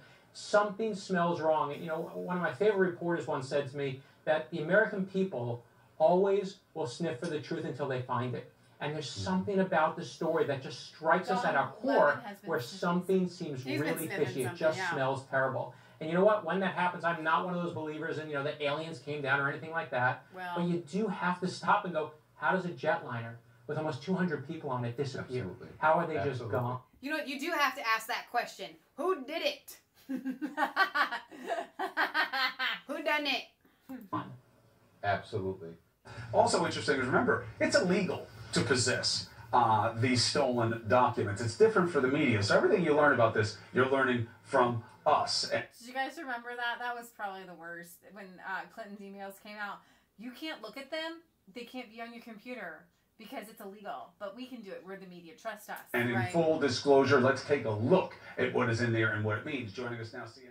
Number 2, hyper-partisan sites, which aren't lying per se, but they're misleading because they only tell you good news about your side and bad news about the other side. CNN never does that. What happens to other folks who want a chance to run against her? Because she's doing what they call in politics freezing pockets. Because the donors are giving her money thinking she's going to run. That means they're not going to have available money for other candidates if she doesn't. And I don't think she's going to give it to them. She's on her way to deciding. We'll see. Deciding. We couldn't help her any more than we have. You know, I mean, she's got just a free ride so far from the media. We're the biggest ones promoting her campaign. At least he is honest. That Mr. Trump's work over 40 years and the women that he's employed don't have any ramifications. Well, then let's look at Hillary Clinton's job as a defense attorney, where she defended a rapist and accused a 12-year-old girl of seeking an older man out to have sex. I'm glad you brought that up because the accusation from Donald Trump and from the surrogates by PolitiFact has been rated completely false. The claim completely false. She never laughed at the young lady. She was it was a court-appointed attorney, and she was basically a legal aid. The PolitiFact and all the fact checks show that your claim, meaning a surrogate, not you specifically, and Donald Trump is false. And if you want to, you can look at it. Don, the audio tape clearly has her laughing into occasions. They also mentioned the audio tape, and they said the audio tape is false as well. So the audio tape isn't accurate? Yeah, it's a false accusation. It's a doctored audio tape, is that what we're saying? It's a false accusation in terms of what she's laughing at. What she's laughing at is the fact that... It's not even clear that it's her on the audio tape. It's absolutely her on the audio tape. There's no equivocation about Well, I would tell our viewers to go listen to it. Audio emerged of Clinton talking about the case with an Arkansas journalist back in the 1980s. Listen to her laugh describing the moment she delivered her forensic expert's findings to the prosecutor. Well, I'm just getting ready to come to New York to this miscarriage of justice. Those recordings were played for the victim by Josh Rogan during his interview. Her reaction was anger. When I heard that tape, I was pretty upset. You lied on me, and you're supposed to be it for women? You call it for women? What you done to me? And I heard you on tape laughing. There is another piece of audio that Clinton's critics have pointed to for some time. Clinton on the same tape laughing about her client passing a polygraph. It took a lot of things, Jess. I had this polygraph. And she passed. She forever just read my face in polygraphs. But what was sad about it was that the prosecutors had evidence. What do you think Donald Trump needs to do to come out on top? Well, on the character issue, the public, 2/3 or more of the public knows that Hillary Clinton's a liar. She can't be trusted. And now the two faces of Hillary Clinton are coming out. In fact, through WikiLeaks, that she says one thing. Oh, no. All right, let's see if we can get Congressman Collins back. Obviously, we just lost his satellite feed.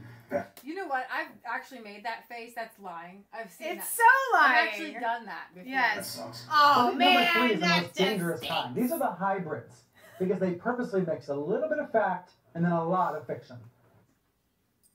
Viewers are speaking out on a segment we aired yesterday concerning the federal ban on a... This one's kind of long, so it's kind of... I just wanted to bring you some of that. All right, yeah. I can't believe we lost that guy that was just calling Hillary out as a liar. Darn it. So yeah, Isn't that the same guy that just said when we started out that video saying, well, obviously we haven't done anything more. I mean, we couldn't do anything more for her here on this channel. She's got a free ride with us. I know how to get the guy's name. I just Google. Other people have been bringing it out. His name is Leigh Demigard. And Leigh Demigard. He was. He has a Twitter and he talks about false flags. Now, for me, he talks about false flags a little bit too much, and so it muddies the waters. That's what I was talking about. Right. But we really enjoy the SGT report. If you guys aren't subscribed to that channel, I have no vested interest in telling you to but do he so. does he covers them all, Right. all of them. So Right. within he's got real nuggets of awesomeness. Yeah. And one of them is this Are you going to fast forward to it? There's a bunch. There's a bunch throughout the thing. But I'm just going to bring to you what he's talking about right here. This is the website called Crisis Solutions. And basically, they help people to create and simulate crises.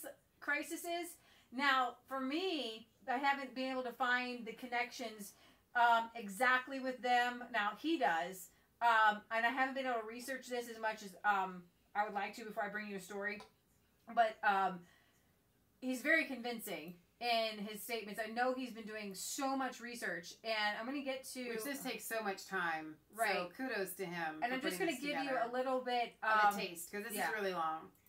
Or at the exact same location. It can be up to a year before it actually happens that they go live. But then I really try to... So what he finds is that a lot of times these simulations happen, and then a crisis happens. Right. And that happened in the Oklahoma City, right? Oh, yeah. And that happened in 9/11, right? dig in to find out who was in charge of this drill, because the chance of them being involved is very big. So here we have this crisis cloud, and let me start this, and I think I will read out the text as well while it's playing. Okay. So here we go. And he points out, first thing you saw when this was here? And it's like 666. Now, for us, they all saw that, and it was like a conspiracy. Now, why would we bring you those kind of conspiracies? Because there's one thing that we haven't brought you guys yet. And there's an interview with a Netherlands, Dutch, I think, banker. And it's intense, you guys. And he is a whistleblower. He says he came out, he was invited to do Luciferian. He goes, I don't believe in it, but the elite. Right. Do these weird Luciferian, all the things you see on television and in movies. They do the child sacrifices. He said it made him sick. They really do think that they are going to conquer the world through giving their souls to the devil. I have to bring you that interview. This is not a joke. That's not fake news. Like, that's what...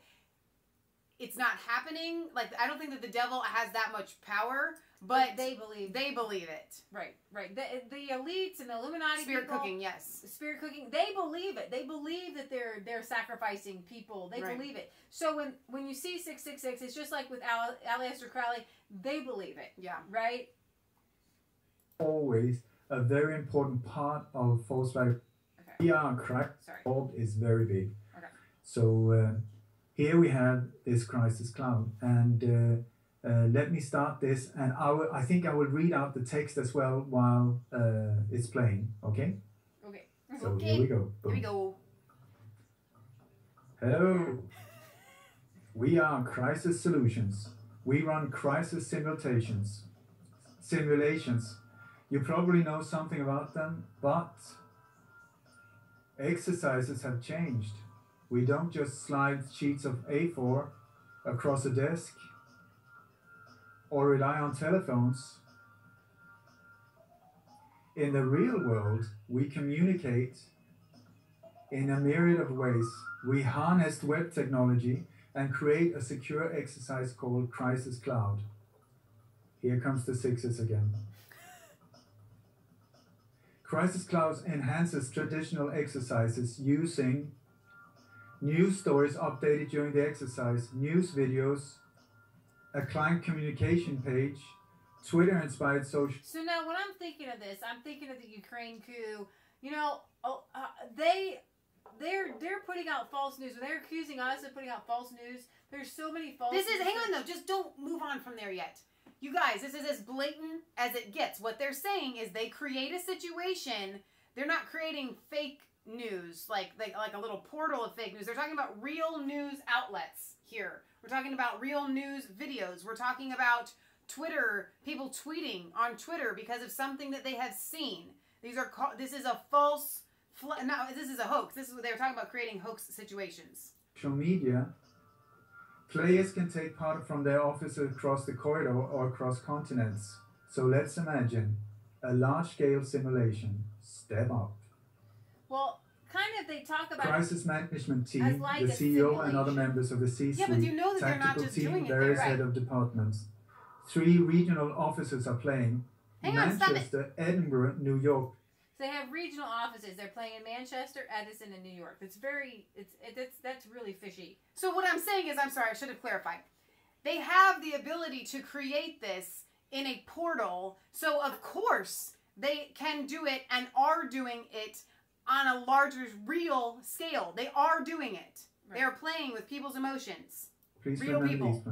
So how do we keep all these people in gang? We need the scenario cell. It feeds scripted updates to the participants, while at the same time Crisis Cloud works its magic. It's fast, dynamic, and when the exercise starts, nothing is nailed down. If a team takes unexpected decisions, the scenario cell changes the script on the fly. This is Crisis Solutions, Crisis Simulation. And you can do it. He's telling his computer to just keep moving. And it's totally secure. Something is blocking the internet. This is deeply disturbing. That happens to us all the time. Whenever you go to try to play something like this for recording, they totally... It is deeply disturbing. Do you want to pause it for a second? I want to ask you something. he might even bring up. We're almost at the end. Okay, come on.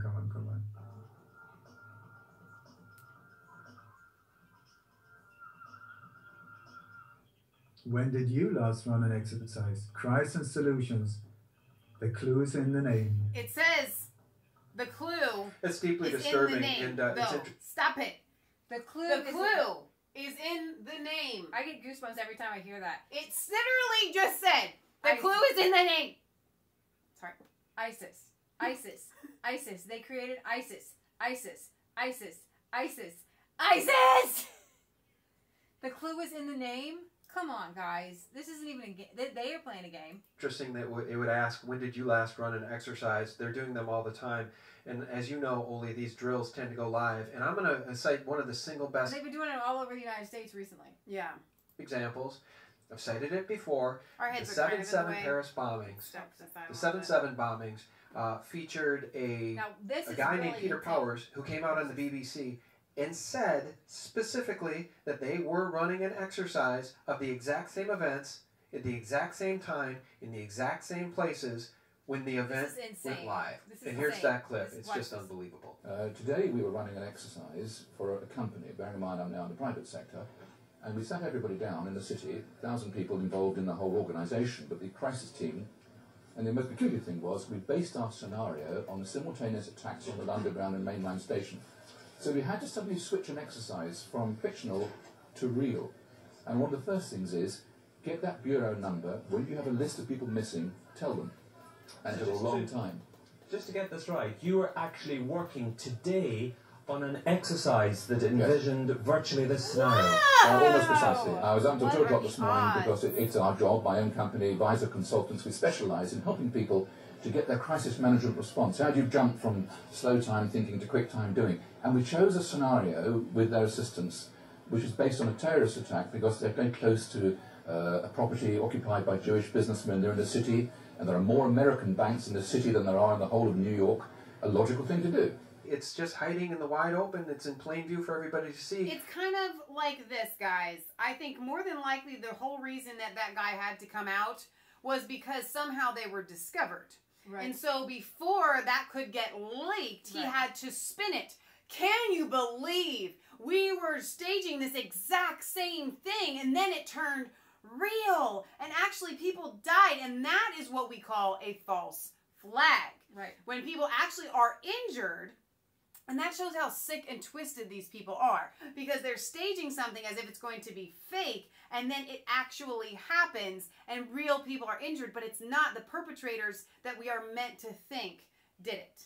Right, exactly. False flag versus hoax. So then this is kind of a little conspiracy theory. Norway attack all on the 22nd. There so all they on can the see it. The 22nd. 22, 22, 22, 22, 22, 753, 735. They're looking at another major one on the 22nd of July for that in that segment. Right. So he goes through. I think he does. I think he goes over the London attack and does some there. But this is the one I wanted to bring you was the one in Poland, where it was supposedly. This really got me, and I'm hoping that it's going to show up for you guys. I wish we had the way to do the computer screen. I mean, I kind of like what we have here, the setup with the TV behind us, but sometimes it's not awesome. You're not going to be able to see it. So we're going to try and pause it on some of the parts where it gets blurry and you can't really see it. This was in 2010 in Poland. On YouTube. And let me see if I can figure out how to do a screen share here. So if I... Let me see. The Marriott Hotel instead. No, that was not... Can I tell you something? I found that video, and I just wonder if I do a screen share, if I could just play this for you. It's 2 minutes long. Oh, I love it. I love these. Polish plane crash digitally enhanced. Humanity at war. This is May 7th, 2010 that I released this. And I still think it's one of the most powerful things I've ever released on YouTube. And let me see if I can figure out how to do a screen share here. So if I go... I love that they have technical difficulties just like we do. We don't know what we're doing. Tab, share screen. Let's see if this works, guys. Can you see my screen? Yeah, I can. Let's see if this works, brother, because and I'll try to read this beginning to you because I put some copy on here. So here it comes. Okay. A Soviet-era jet carrying Polish President Lech Kaczynski and much of the military and state elite crashed in thick fog in Russia, killing all 96 people on board in a blazing inferno. That was from the AFP on April 10th, 2010. There was no sign that 100 people had been killed by the crash. There were no seats, suitcases, bags, and above all, no human remains. I suspect there were no passengers on board, only the crew. That was the man who shot this video was reportedly murdered on April 15th, 2010, 5 days after it was shot. All right. Listen to this. It's horrifying. Here's the wreckage. Can you see that? Yeah. Listen to it. It's horrifying. So there's people there. That's what they're trying to show you. That There's there's people moving. The crash just happened. That's what they say. And we've got people here and here and there.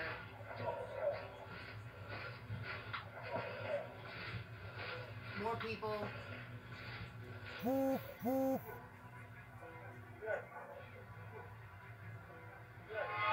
Listen to the gunfire. Yeah, there's gunfire coming up here in a minute. More people. There's a crewman there on the ground right there. Surround him, go around, he's running away.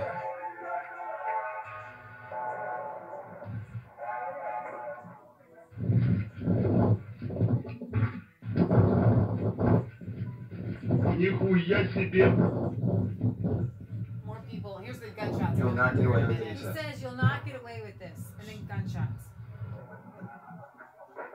Another gunshot. They laugh after killing somebody. Another gunshot. Нихуя себе! You'll never get away with it. The man who shot that video said that was dead 5 days later. In moving to weaken the zloty, Poland's leadership was placing the interests of the people of Poland ahead of the interests of the European collective known as the European Union, and I should mention the Rothschilds. The plane crash served as cover to extinguish the existing Polish government, the President of Poland, and top leaders, including the President of the National Bank. Oh, of course. Humanity is at war. With the bankers. So, and we say that at Resistance Chicks almost daily. I think we'll kind of end here. That was one of the most powerful parts of this whole interview here was when he played that. And since we have so many new Polish visitors, viewers, to know that they framed the death because they were trying to start a national bank and get rid of the... So they said there was a plane crash with the president of Poland on it. There was a plane crash. And then you see people coming in and shooting people. And people running away. And people trying to run away from the plane crash, getting shot. Because you can't leave any witnesses, including the guy that filmed this, who was killed 5 days after he filmed this. Right. You know, our American government, our deep state, they don't do things quite that blatant, you know. No, they're better at covering it up, too. But this was so blatant, and they got this guy, and the guy was able to put the video on, and somebody was able to grab the video. I mean, how is this not even on the news? How does it not make CNN? How does it not... You're really asking that question. The George Soroses, they own everybody. The Rothschilds now, they own everybody. And ending our live feed with humanity is at war with the bankers, fake war, crisis solutions, things like that. Framing things. It's false flags. False flags. Is essentially what we would call a false flag. It wasn't a hoax. People died. Right. But they staged it in a manner that made it appear otherwise than it really was. I don't want to sign off just yet here in case you guys, because we are doing a live stream, have anything quickly that you want to bring up that we didn't cover, because there's been a lot of different news going on lately. Leigh and I, we research news all day long, it seems, when we pet sit for a living. We go to people's houses and take care of their dogs. We just upgraded our data on our cell phones to unlimited data because we were getting overage charges because we're researching and trying to comment back to you guys and stuff like that. So, yeah, we've put more into the... Do you see the new lighting? Do you like the new lighting? We're actually blue now instead of orange. If you guys didn't see the mail call where the lighting fell over, go back and watch that video there. Hey, Dolphin Man, please talk about the Ukraine coup. Okay, I think it would be better for you to go back and watch our episode on the UK and the little piece that we did.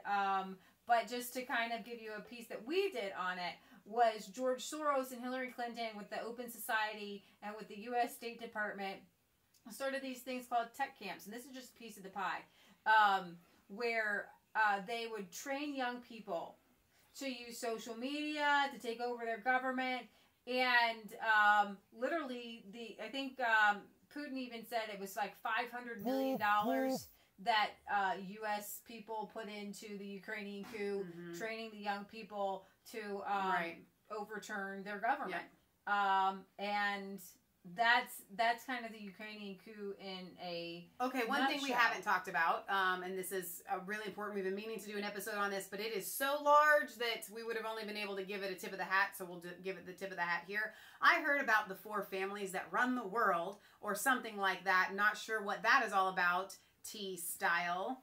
I'm assuming that you're talking about the Bilderbergs.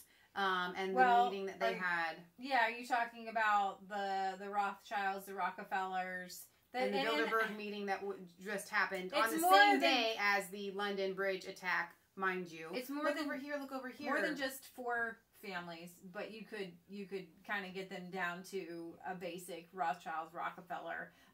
Then it started back with the Carnegies in America. Goldman Sachs. The Rockefellers are where we got the Federal Reserve really implemented Standard Oil, and that's a whole other cabal there. But a little piece there was Saudi Arabia came into play in the 30s when they were discovered oil and Rockefeller Standard Oil, and so we had to start the Federal Bank in order to create, fake money and start to have all kinds of craziness going on, which is what the Red Pill is all about. The Red Pill Expo is about exposing these things.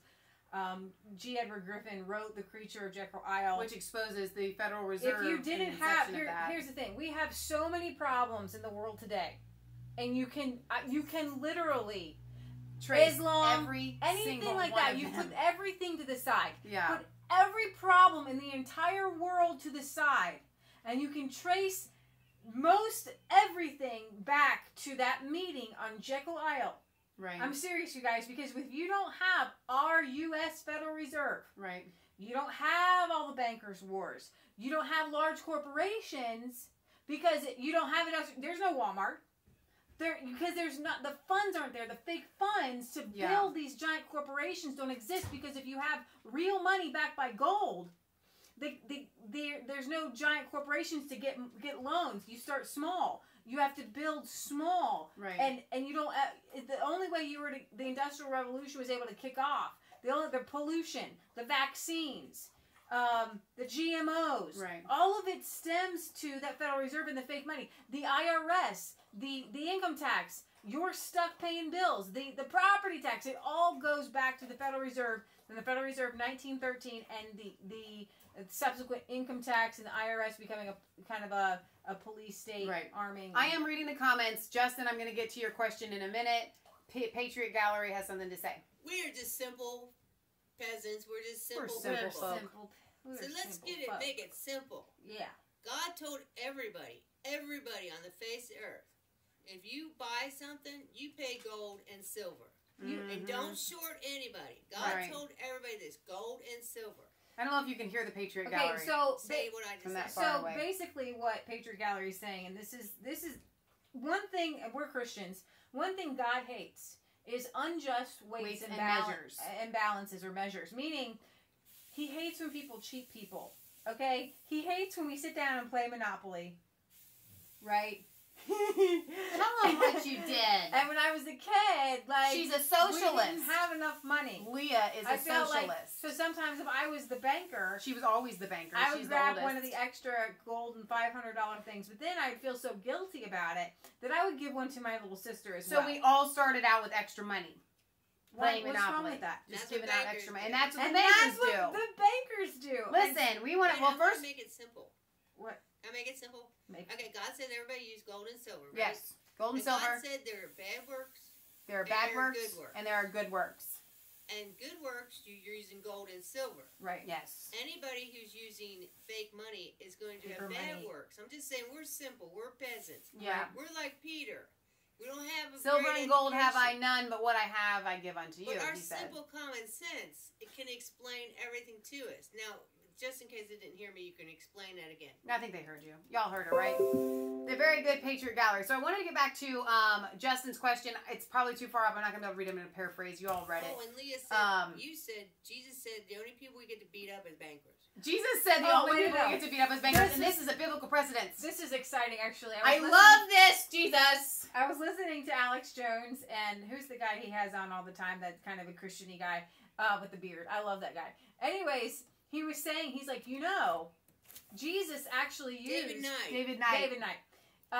He used violence, like once. Right. He used it against the bankers. Yes, he You're did. allowed to take care of the money changers. Jesus went into the money chambers, and he didn't Do you know what the money changers were doing? They were changing the money, and that is what has happened to us with the paper dollar, the gold being stolen into the paper dollar here in the United States. You were supposed to bring a sacrifice in, and it was trickery, and God hates being tricked and stuff like that, but it was most like cheating. Right. It was cheating. So he goes in, Let's tell this story the way that, what is his name that I really actually don't like, tells it. The Beautiful Outlaw book guy. All right, Jesus takes the time to braid and make a whip. He doesn't just, out of anger, rush in, like, sees them, and all of a sudden, whammy, I'm going to go in.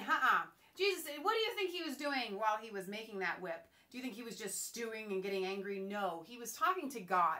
He was having a communion with the Father before he went in and whooped at booties, all right, and kicked him out of his Father's house. That is what you're supposed to do. You don't act rashly in a situation. You take time, you pray about it, and I got to tell you, here at Resistance Chicks, Leigh and I take time to braid those whips, okay, and talk to God about how we should present something to you guys before we take down the globalists, okay? So, Justin, you had asked a question, what aspects of different countries that we see would we like to see incorporated here in the United States? One of the ones that he listed that he thinks is pretty cool in the United Kingdom, where they pay moms to stay home and raise their children, raise their baby for a year after that child has been born. Now, when it comes to that, you have to know, and Justin, you probably already know this, we are as basic libertarian as it gets. Even further than that, I'm going to just lose all of our subscribers here. We don't even believe in women working. Whoa, y'all just like, that's it, we lost every subscriber here. And by that, we mean, we don't... When you're a mama, it is your responsibility to stay home and... I love you. That was fun. I think you also have to say we don't believe in men Wait a minute. Either. We think everybody should be farming. Hang on, I need to figure out how I can turn this thing around. Okay, go back. I was just leaving. There you go. All right, go back. Get back. All right. So, is everybody back? That was fun. That was hilarious. So, the cell phone battery died. We didn't realize that somebody had accidentally tripped on it and unplugged it. So. That was hilarious, actually. Okay. So, I'm going to be completely honest here. I have no idea where that cut off. But I did say something incredibly extreme before it did, and that was this. Okay, so I was talking about... I'm going to go back. I'm going to say it again, even though it got shut off. We have to sign off. We are going to sign off, but now I can't just leave them hanging just in case I did, just in case. I was going back to Justin's question, and he's AKA worth a look. He said, are there anything that other countries do that you guys would like to see implemented in the United States?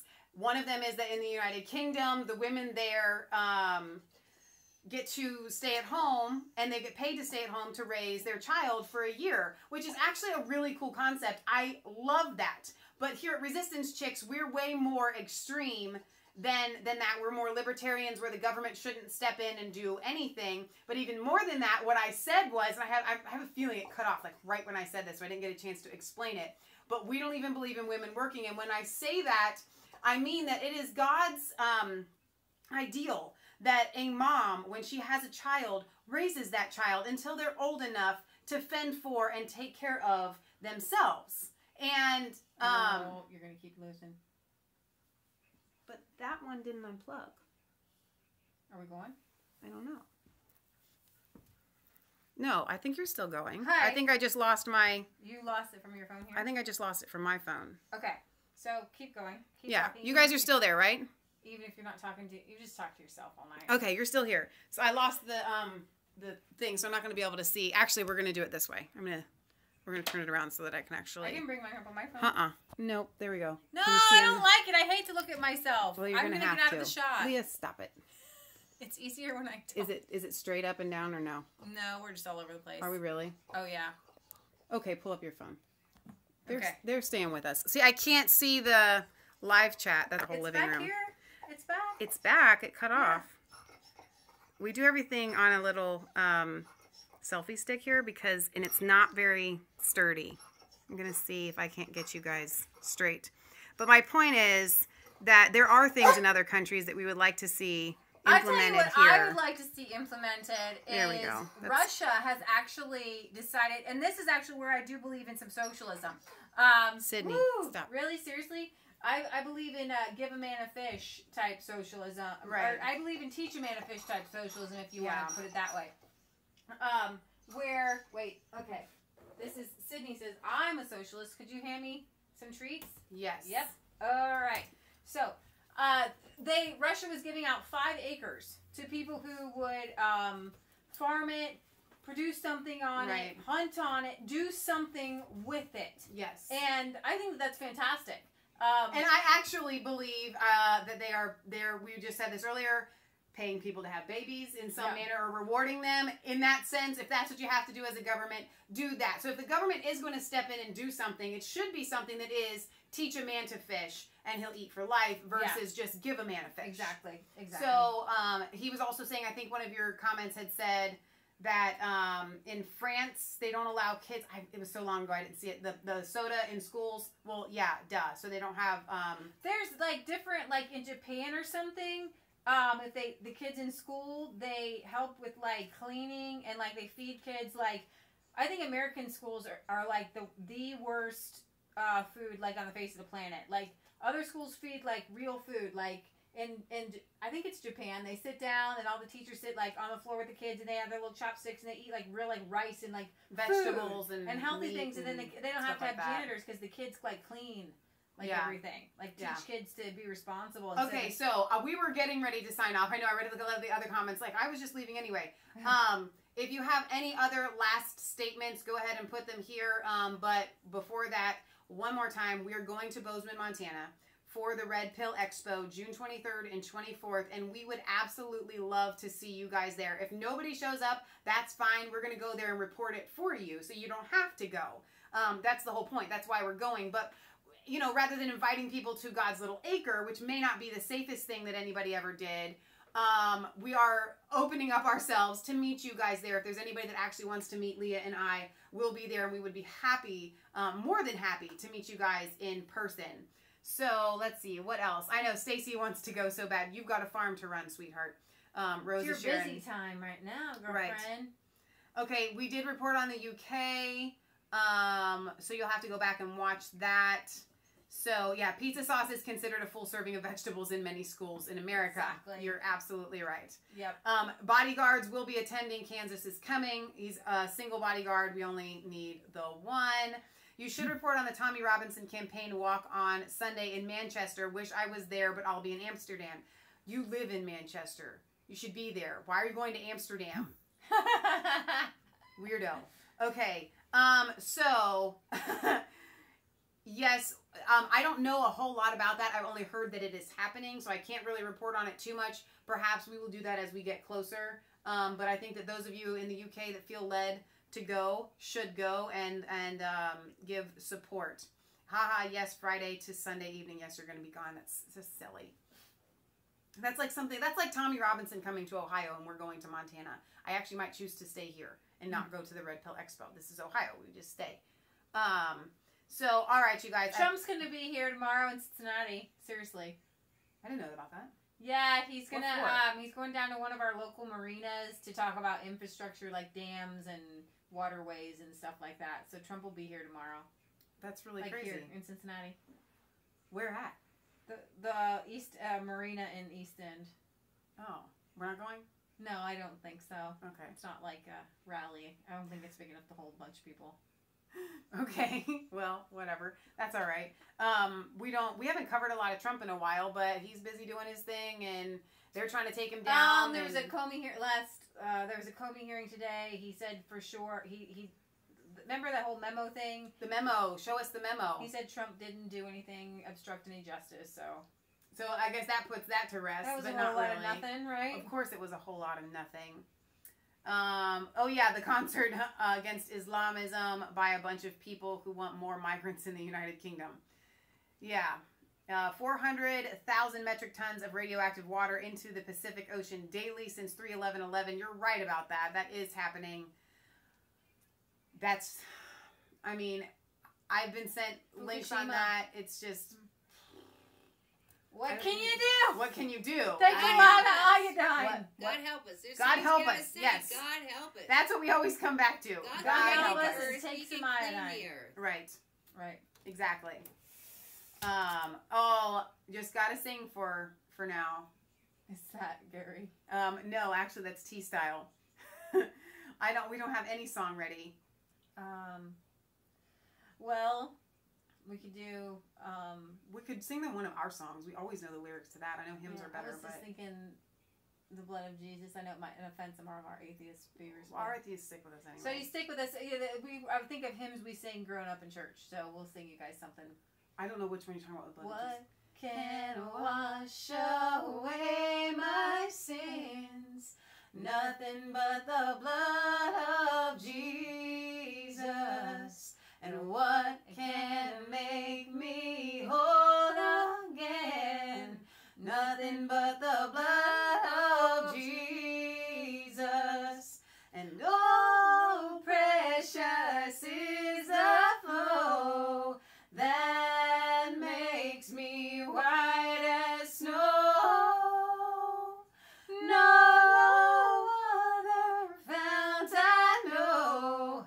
Nothing but the blood of Jesus. All right, somebody had asked us to pray before we end, and I have absolutely no problem with that. Thank you for asking. Is that one of our homesteaders? I don't know. I love the Homestead Network is fantastic. For those of you that don't know, we usually are going live now on Fridays. We haven't been added to their channel or their program thing yet, but that's why we're going live on Fridays at 6 o'clock. Check them out. I think it's thehomesteadnetwork.org. And they are fantastic. Big Family Homestead and Goin' Batty are some of the channels that we are really familiar with, and Living Like Claire. So they pray when they sign off, and so I think that's an excellent idea. So do you want to pray or want me to pray? Sure. Go ahead. God, I just thank you so much for our viewers. I thank you that you're doing awesome things across the world. In the midst of all the darkness, let us remember that there is life. Remember that the people that are watching here are good-hearted people and that they are searching for the truth. So whenever we get worried or afraid or that there's too much darkness, we have to recognize that there are so many good people in this world who want good things, who want to speak the truth. And so, Father, I ask you that you equip us, that you equip our viewers, and how to uncover the darkness. And all we need is the light. And we just pray, Father God, that you touch the families and the victims of all the terror attacks, of all that is happening around the world right now. We pray for our president right now. We pray that you give him wisdom. We pray that he won't be mired in that deep swamp. We pray that you drain that swamp, Father God, so that we can get our country back, so our country will stop messing with other countries. And pray for the election on and Thursday. We pray that what do you do? We pray for wisdom in the election in the UK on Thursday, and we pray for safety and more than just the election, that the people would be able to get their government back all across the world. We pray for your leaders. We pray for the leaders and for all of our viewers' leaders, and that you would uncover. We are in a wonderful time right now with the internet.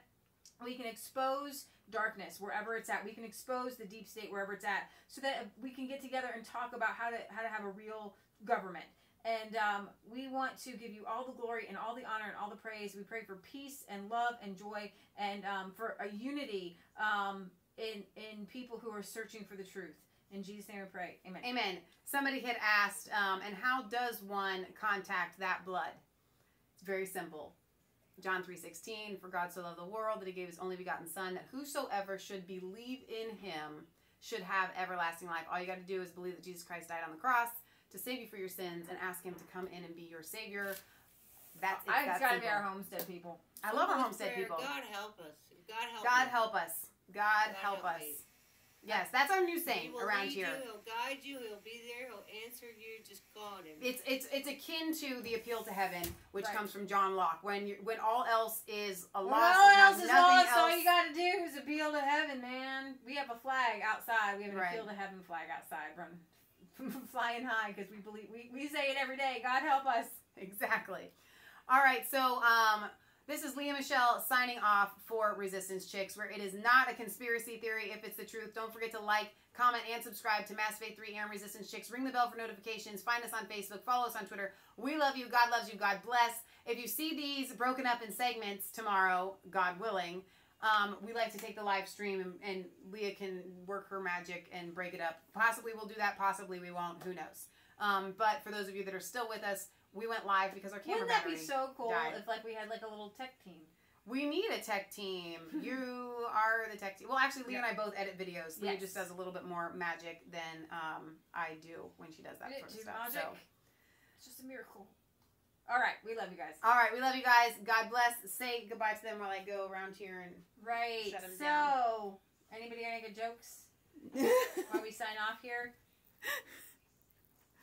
Oh, I want to thank Gary and Amber's now gone, and Justin, a.k.a. Worth a Look, for being our moderators tonight and smashing the trolls. We really appreciate you guys. Troll smashers! Yes. You didn't end it with, this is not a conspiracy, not the truth. Find us on Facebook. I did. We just did that. Where we missed it. Oh, Patriot Gallery was sleeping. Yo. Get with the program.